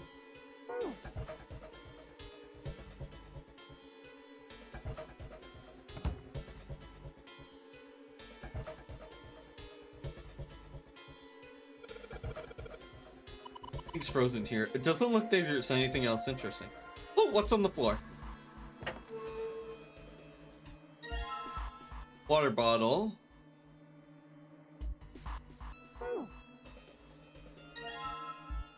Dirty rope.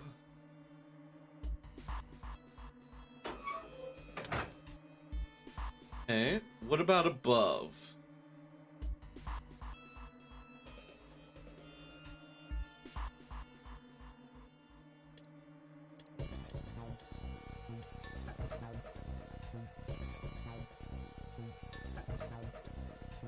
So if we can get the dry ice to, to warm up somehow, then it'll turn into a gas, expanding, increasing pressure.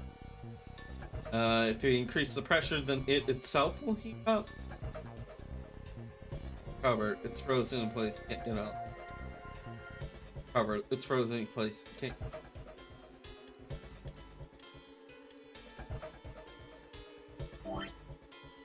What if combine the water bottle with the dry ice? No. Alright. Rope. Combine with the water ball. Anything. Dry ice combined with the meat. Dry ice combined with the other meat. What?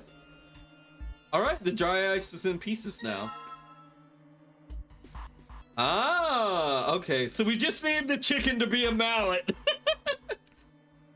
But yeah, discussing glycerin while dying in a freezer is the point where people either get super into this game or call bullshit. I think I'm in the prior. Alright, so the dry ice should fit into this water bottle now. I'm gonna put the pieces of dry ice into the water bottle.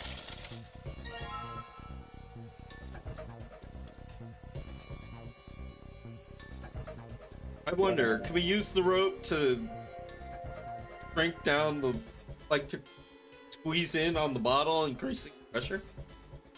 Let's just tie the rope on here. Okay. Sure, why not? Okay, never mind. Water bottle. What?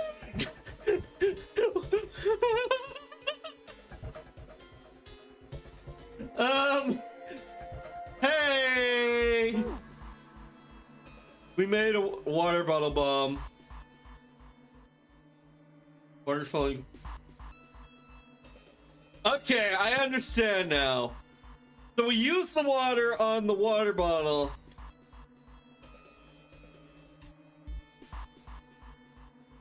You've crammed a bunch of dry ice into a closed container. Gas takes up more space than ice, yeah.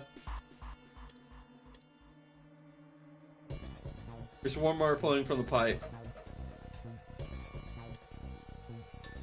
Cover, it's frozen solid. Put water into the bottle with dry ice. And make sure the lid's closed. Now I just have to put this makeshift bomb on the doorknob. We just made a bomb! Oh my god! That's set. So, what do we do now? You need to get that going. Get it going, pour some water into the bottle, squeeze it on tightly, and then from there on, run and jump inside that lower meat locker. We just need to give it a little tap. The bottle's already about to pop. If we just throw a rock or something at it, it'll go off all on its own. A small rock. Huh. A small rock. All right, this ought to do the trick. Ah, some dry ice, huh? Not a bad idea. All right, guys, stand back. Actually, we should probably hide somewhere. Where exactly do you expect us to hide, genius? In the lower locker? There isn't really anywhere big enough. Actually, there is. The lower locker. It's kind of like almost a trench. Yeah, there is. Look, right here. Come on, get inside. What did I say? All right, here I go. 3, 4, 5. You're counting the wrong way. Oops. That is a really sad excuse for a joke, man. Sorry, dude. All right, for real this time. You guys ready? Yes, whenever you're ready. Just throw the damn thing. All right, here I go. 3, 2, 1. He made a fucking bob. Jumpy! The ice on the door, is it gone? Yeah, it's... The blast must have shattered it. Yes! All right, let's see if it opens. Okay, I will say this. We'll get trapped in there next. I will say this. This is a horrible design. Never, ever put water pipes in a meat locker right next to the entrance. Never do that. You're asking for trouble. Put that shit on the other side of the door. Like, on the opposite side wall.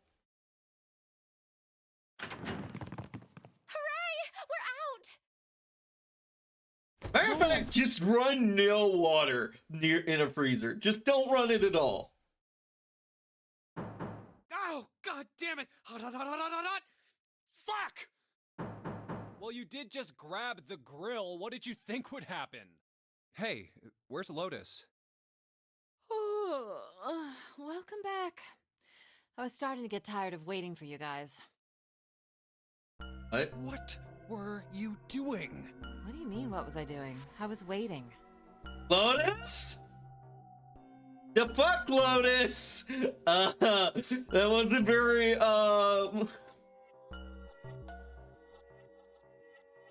That wasn't very, non-comma of you, I guess. I don't know. A lot of freezers I worked with would automatically turn off the lights if you shut the door. So if it closed, you'd be stuck in fucking dark. What the fuck? That's just asking for someone to stumble around in the dark, knock over some shelves, and then get buried, and then just lost.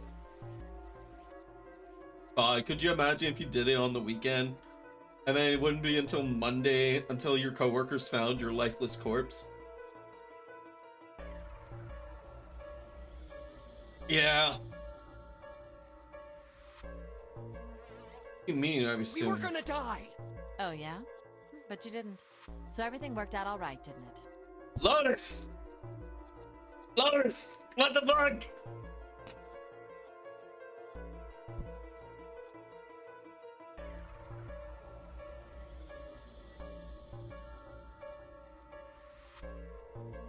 What the fuck?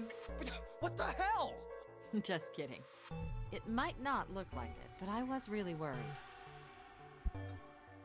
I'm sorry, chat. Were you trapped in a hovering over a vat of acid? I'm sorry. I took a nap. What's this? You were being attacked by razor sharp tigers? I'm sorry, I took a nap. No, really, chat. I was really worried about you. Oh, don't give me that crap. I'm telling the truth. I mean, if you died, then I'd be in trouble too. If you died, then I'd be stuck here, and I'd die too. See? I did all I could. I even looked around to see if there was anything I could use to pry open the door. But I couldn't find anything. So, all I could do was wait. I mean, what else did you want me to do?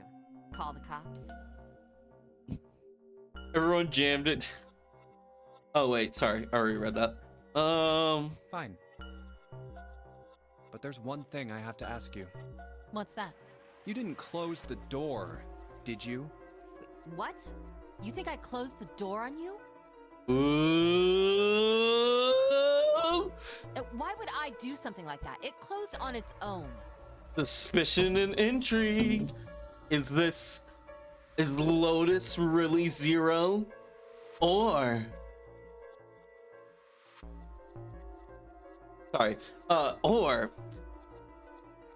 is Zero trying to install dissent among us? I told you before, if you die, then I die too. Yeah, I guess so. If she had really wanted to kill us, all she had to do was bar the door from the outside. But she didn't. Well, she didn't do anything. She's only lazy, or negligent at least, not an attempted murderer. Fair. Well, also, I'm sorry I doubted you. I want to point something out. That I just thought about. I just realized something. There are two scenarios in this murder mystery that we have on here. So, as we know, we need the digital root of numbers, and those numbers need to go through in order to affect. We need to use the digital root of things, and those numbers need to add up nicely so that way people can go through. There are two scenarios that I would like to now that I've reminded you of this, I would like to propose two scenarios. Scenario 1. Zero is none of these characters, and he is just a game master watching all of this play out. Scenario 2. Zero was never talking to us, and that was just a recording. And Zero is secretly one of the members here. And I kind of like the fact that his name is Zero. As in, like, even if he's included, his own number wouldn't even mess up the system. Kind of like a nothing value. And I kind of think that would be very appropriate for this game. But just a theory. Just a theory. That's all I have to say. Oh, yes, well, that's all right. As long as you understand. Hey, no more screwing around, you two. Break time's over. Especially for you, lady. You've just been sitting on that fat ass of yours while we were freezing to death. How rude. I was plenty busy. Yeah. How about you put all that energy into something besides bitching? Let's... Okay. So we went through here. Hey, Jimbo, where do you think you're going? I was just thinking I could check to see if we missed anything in the freezer. Why would we have missed anything? We searched that whole damn place. We put our lives on the line, man. Yeah, I guess you're right.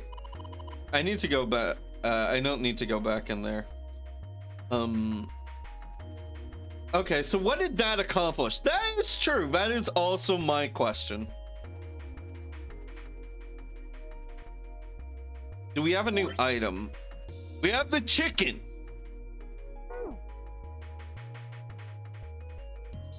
That is the main difference. All right, go over to here.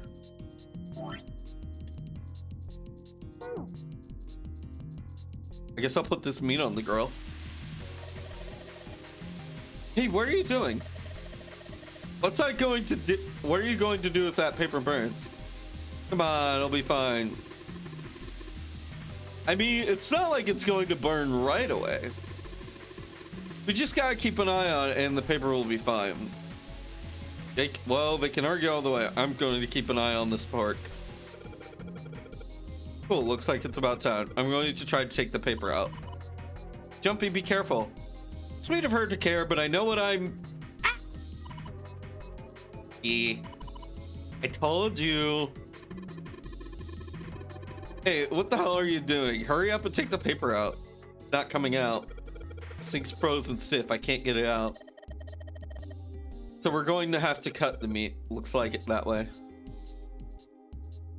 paper stick in here. If I'm going to get it out, I need to cut the meat open. So we need a knife.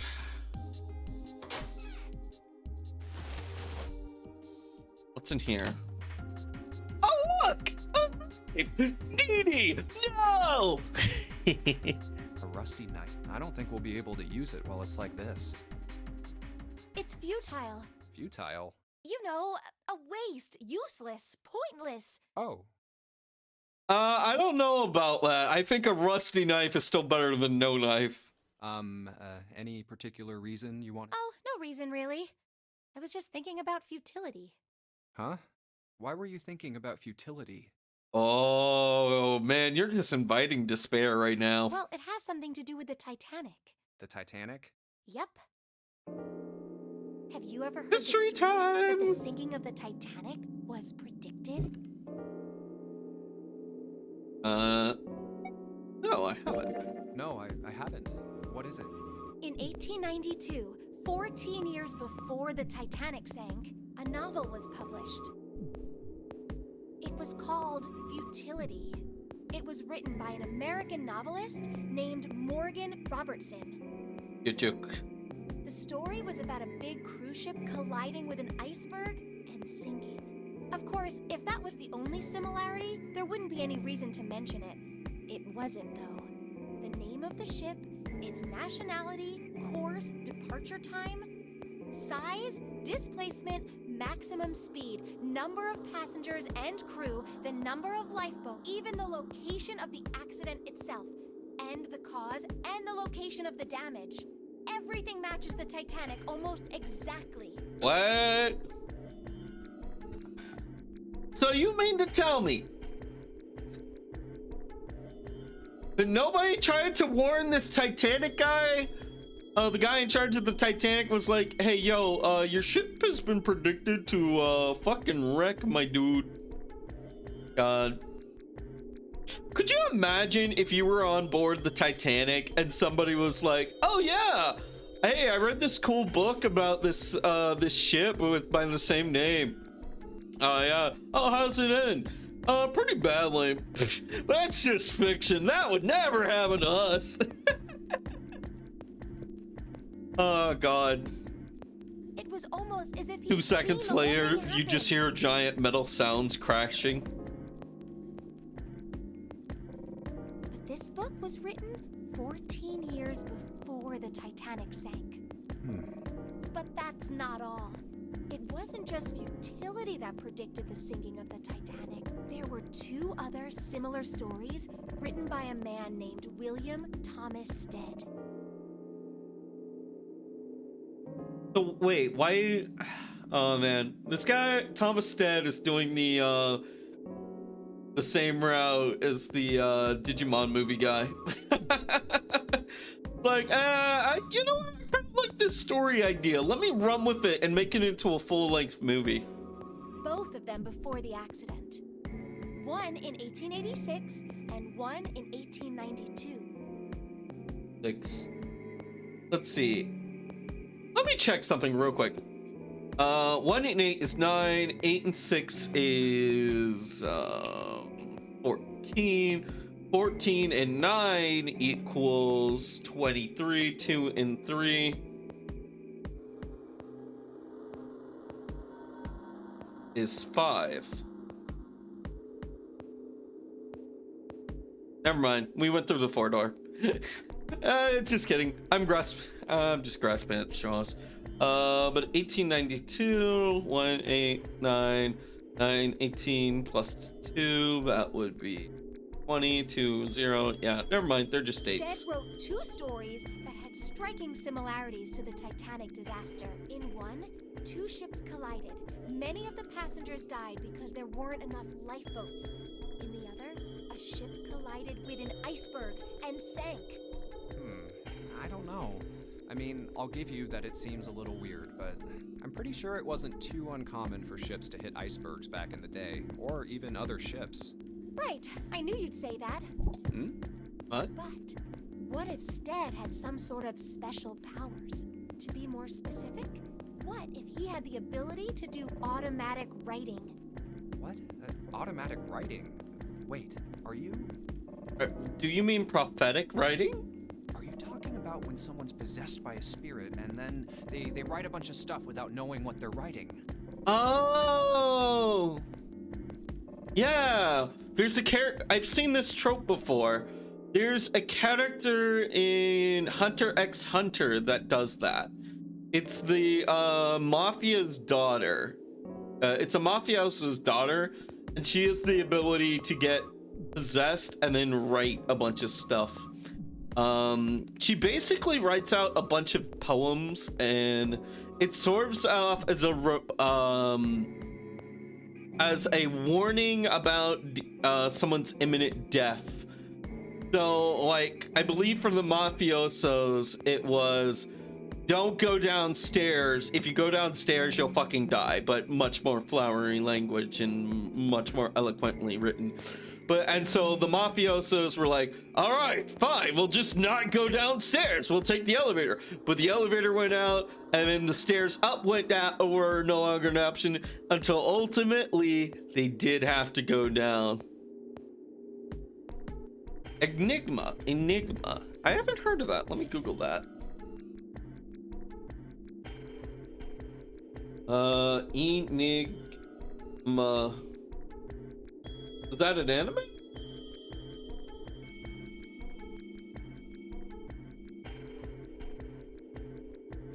Looks interesting. Wait.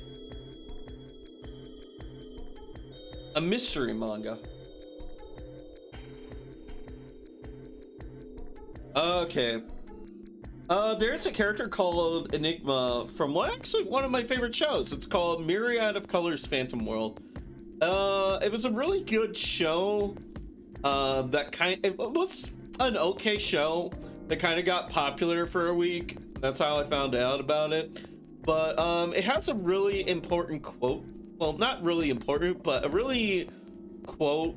There's a really good quote from that series that kind of came to me at just the right time in my life. And it was something simple about this girl and her depression. And essentially what she says, but these days I smile more. And that's just something that's always made me think.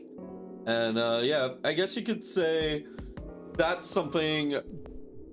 All right, Enigma. I'm actually going to pull that up on my manga site. See if they have it right now before I forget. But, oh shit, what was I talking about? Forget everything.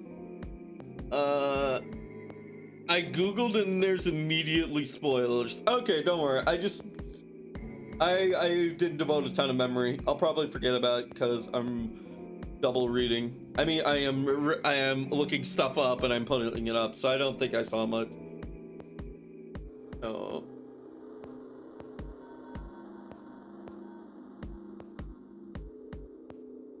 No, don't. That. Sorry, I know I'm spending a lot of time. Open a new tab. There we go. And here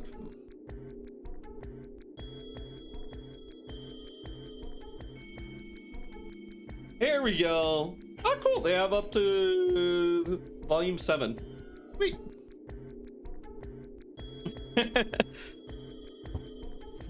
Edgar Case, that's the guy. Yeah. Ah, okay.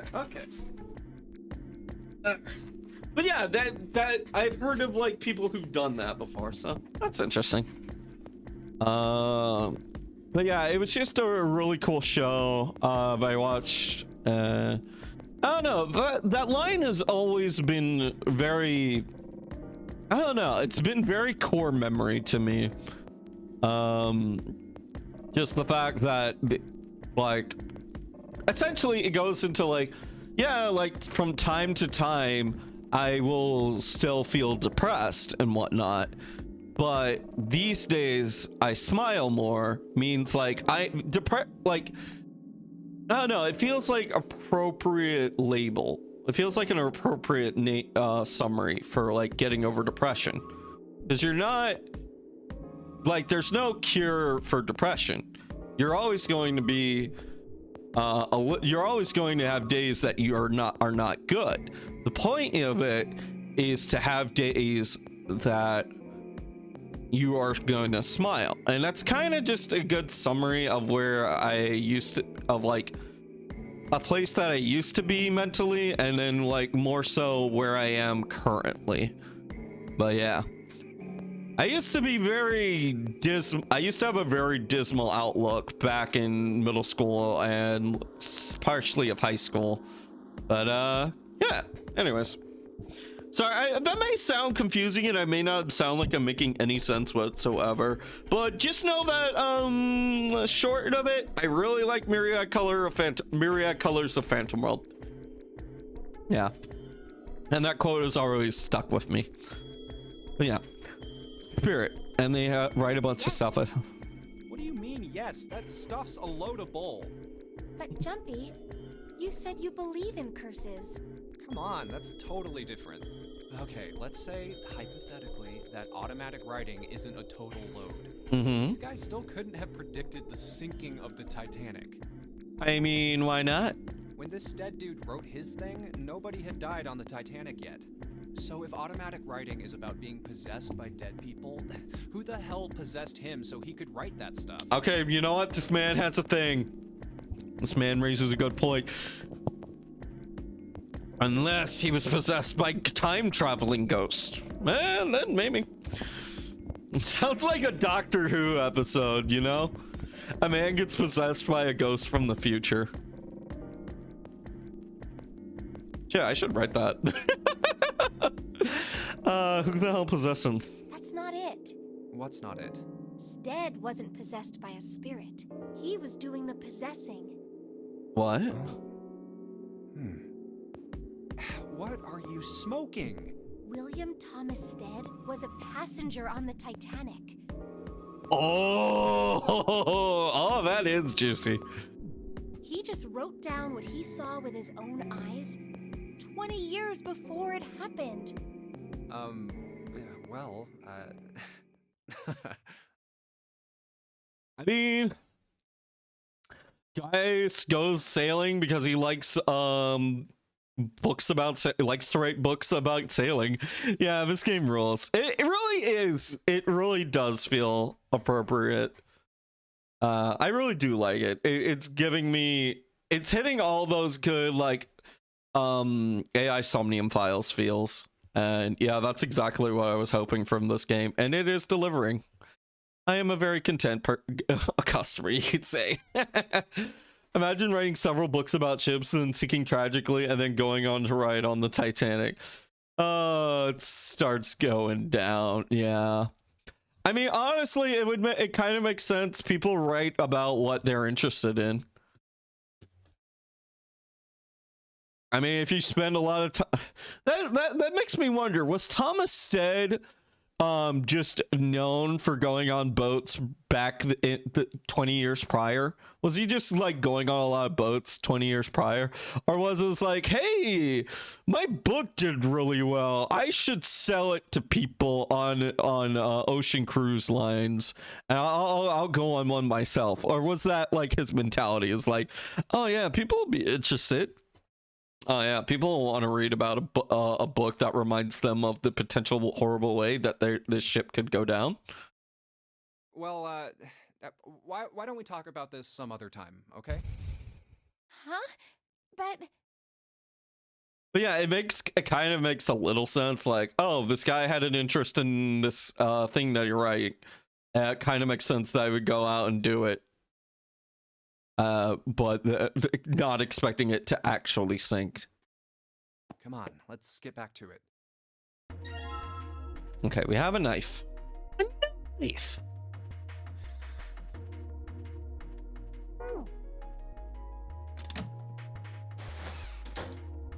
All right.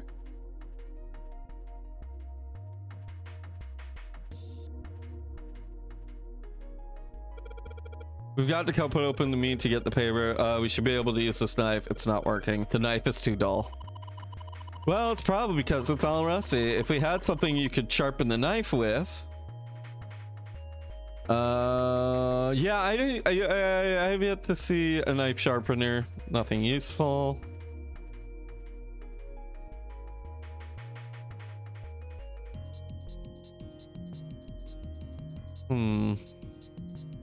Oh, we never opened this. But that'll probably be the last thing we use.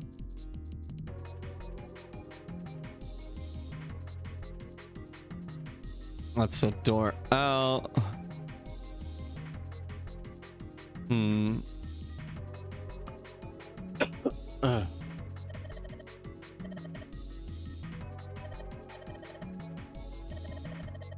Why are there so many plates? No,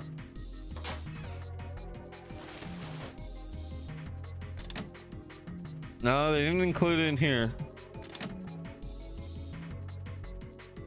How can I sharpen a knife? I mean, are there cutting boards somewhere that I can use?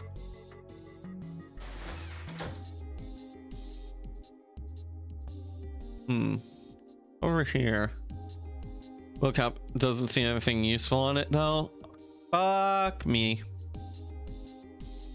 I see this big metal thing and I keep wanting to open it, but the game won't let me. Curses. I mean, iron sharpens iron. Is there some iron that I can sharpen this up against?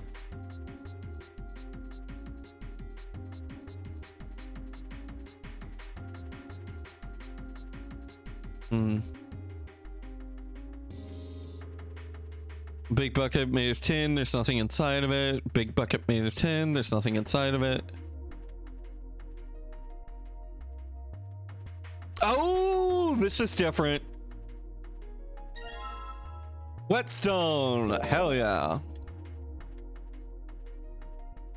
I mean, in real life, you'd be looking for a flat piece of concrete. That's concrete, baby. Maybe I'll use a whetstone to sharpen a knife. The blade of the knife is getting sharper by the second. Should be able to cut something good with this. I would still, okay. The game is going to do this, I guarantee it. But the game is going to be like, oh, I should leave this knife behind. It'll slow me down. Fuck that. Keep the knife.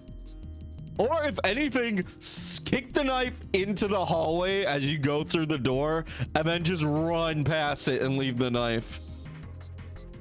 And then once you get to the dead, go back and pick up the knife. But you're going, this knife was clearly a puzzle item that you've already used. I don't fucking care. Zero is it, we've already established that Zero is a high intelligence person. They have put incredible planning and decision making into this whole Nonary game project of theirs. Now, you tell me, you look me straight in the eye, and this person isn't gonna want to come up, look at me in the eyes, and gloat in nice stabbing range. I'm just saying, a knife is a good thing to have. Especially when people are trying to kill you. All right, now I've sharpened the knife. Yes, I cut the part. Awesome, Junpei.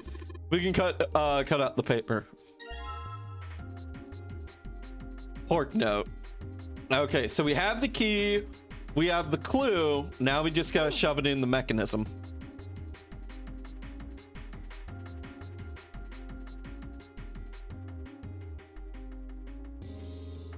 All right, C equals 12.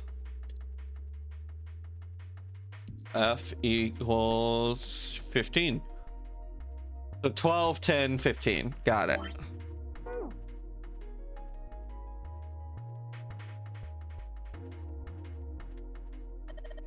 Yeah. This is probably what you're supposed to use to enter in the password. Maybe if we put in the right, we open the oven door. Junpei, maybe the note you found earlier? Yeah, I know.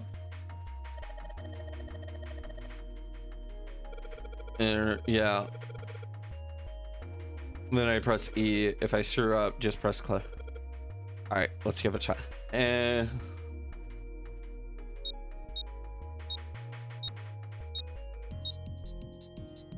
What?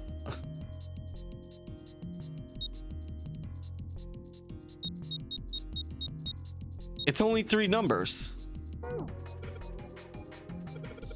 This is weird. Yeah, you just punch in the random numbers, aren't you? Maybe if you re-enter, like I said in the hint. Listen. Oh, I'm fucking dumb. Just shut up. I was thinking like you just typed them out in that order. I wasn't thinking to add them up. All right, that would be 22, 37.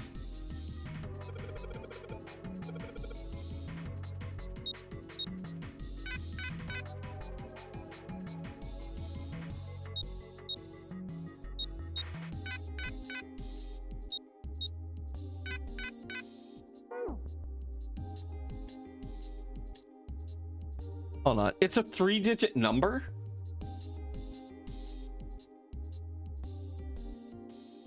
Or is it?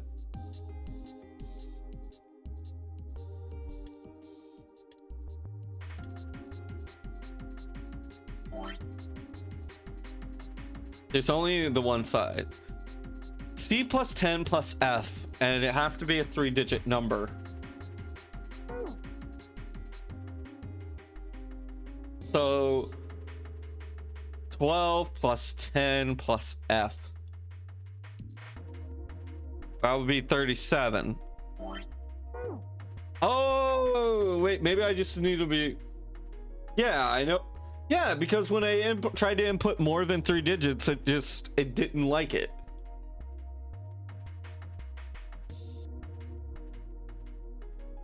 So maybe it's 037.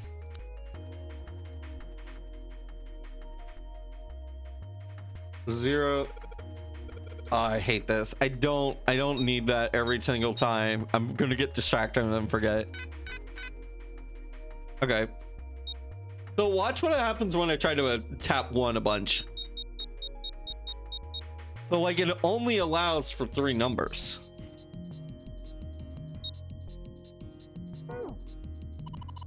Now remember, the paper you found in the port said C plus 10 plus F. There aren't any letters on the input device. What does that mean? Maybe C plus X is a hexadecimal. So if we convert it into base 10,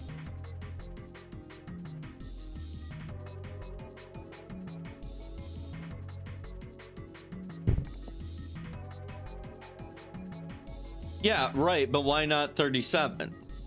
I don't know. I tried 037 and it didn't like it.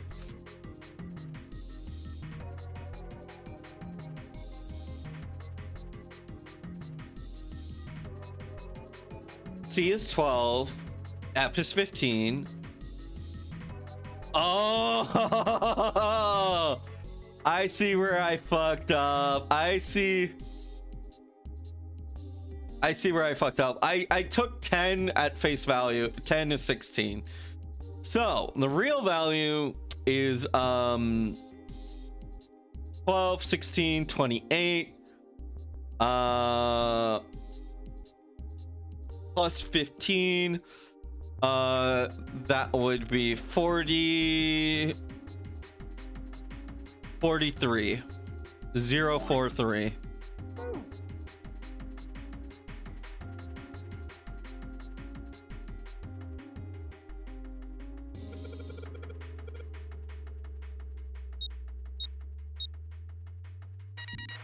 Yay! I did it. I took 10 at face value. My bad. Sounds like metal is falling. Well, I guess that went well. Yay! The door open. Good job, Jumpy. Hey, look! Saturn card.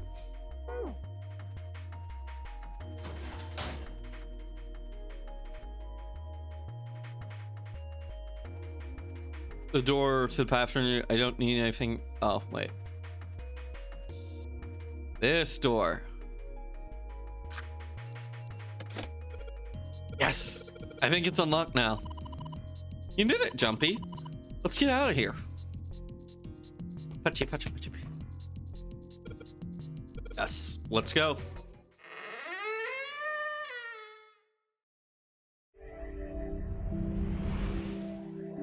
You found it! I think we've been here before. I knew it! So we've essentially gone in one big circle. Earlier we were searching through this area, and we found various symbols, one of which was the sun, Earth, and Saturn. The elevators are over there, so that means... We went into the kitchen through that door and came out on this side. That means the map was right. Looks like. Then let's use it to plan our next move. Next move? Yeah, we need to decide where to go from here, don't we? He's right. Let's get started. From the looks of it, there are 4 possible routes. Let's just keep it simple and call them A, B, C, and D. First, A and B. They both seem to connect to a room that looks L-shaped. Yeah, there were 2 doors. But they were both locked. We couldn't open them. That's true. Now, Route C. This goes all the way to the main staircase. That means it's door 5, one of the numbered doors. Uh-huh. And do you think we would meet up with the other 4 after this hallway? That is a likelihood. No, I don't think we will. Why not? Look, there by the stairs. See how the gate is opened? When we went into the kitchen, it was closed. But it's open now. What do you think that means? It means that by activating certain Okay. So it means by doing all that, we've unlocked a new route. And the new route is the route of progression. They opened it. Most likely. What? And if we take Route Oh. C, backwards. Shit, I get it. The other group opened it. That would be pointless. Then that means... Route D, then. Yeah. D it is. Yep, Route D. I mean... Oh, right. They were locked earlier. Then My we're bad. set. Everything looks okay here. Let's check the next deck just to be sure. Yeah, just like I thought. D-Deck is totally underwater. Just like the bottom of the central staircase. At least the water level hasn't really changed. Small comfort. May as well head back to C-Deck. What else is here? There are 2 elevators over there at the top of the stairs. But they're locked. Just like the floor above. Hold on. These are kind of different. See? There's a card reader on the side. Another strange mark. Hey, look! It's Lotus's symbol. Really? See? It's the woman symbol with horns on it. That seems like... Oh, ouch, ouch, ouch. What was that about the mark again? Nothing. This is a Mercury symbol. The horns symbolize the wings on Hermes' staff. Oh. Hermes, herpes, whatever. If we can't get this thing to work, these elevators aren't going anywhere. It's Mercury in both planet and metal. Hey. In other words, we need a key card with the Mercury symbol on it. Probably. I guess we can't get on then. Let's just disregard the elevators for now. How about this hallway on the left? Whoa, there's so many doors. Damn it. If we try and search all these, the sun's gonna go down before we've done half of them. I think the sun already set. I have a feeling this ship is the only thing that's going to be going down anytime soon. That's even worse. Well, we can come back to this hallway later. Let's check the hallway on the other side, shall we? Time to head back to the stairs. And now the right hallway. There are doors here too. Well, I guess it's just 4 this time. Let's open them. All right, let's start with This one. Huh, it isn't locked. I'm going to open it. All right. What? And with that, I think we'll save it for next time. Da da da da. All right. But yeah, I really liked it. That was some good brain working. Oh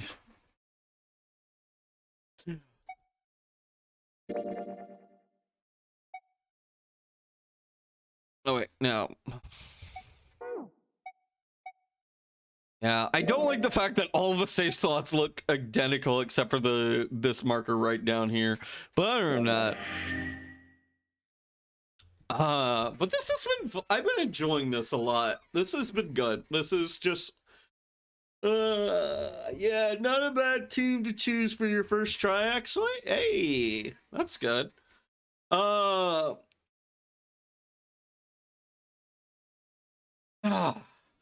Yeah. Oh man. Whew, sorry, I'm just a little. I guess I am running out of steam. Good time to call it, anyways.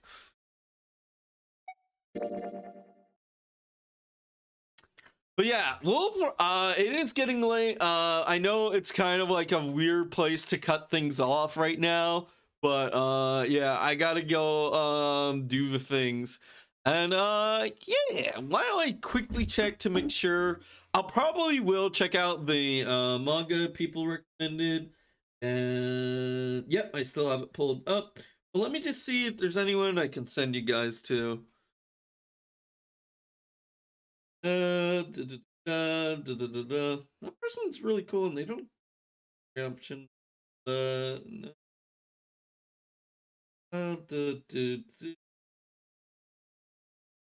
That's Alan Wake 2. I don't want to spoil myself on Alan Wake 2. Oh Lord, I know something.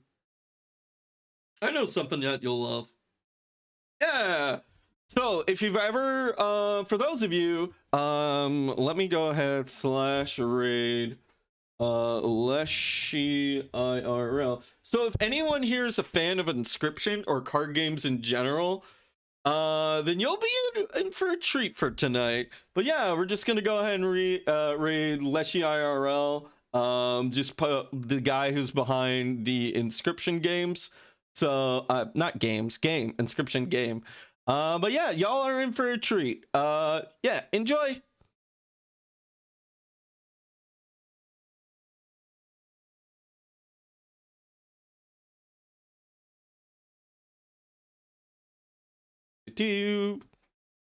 It's all right. Now we can do it. All right, see y'all.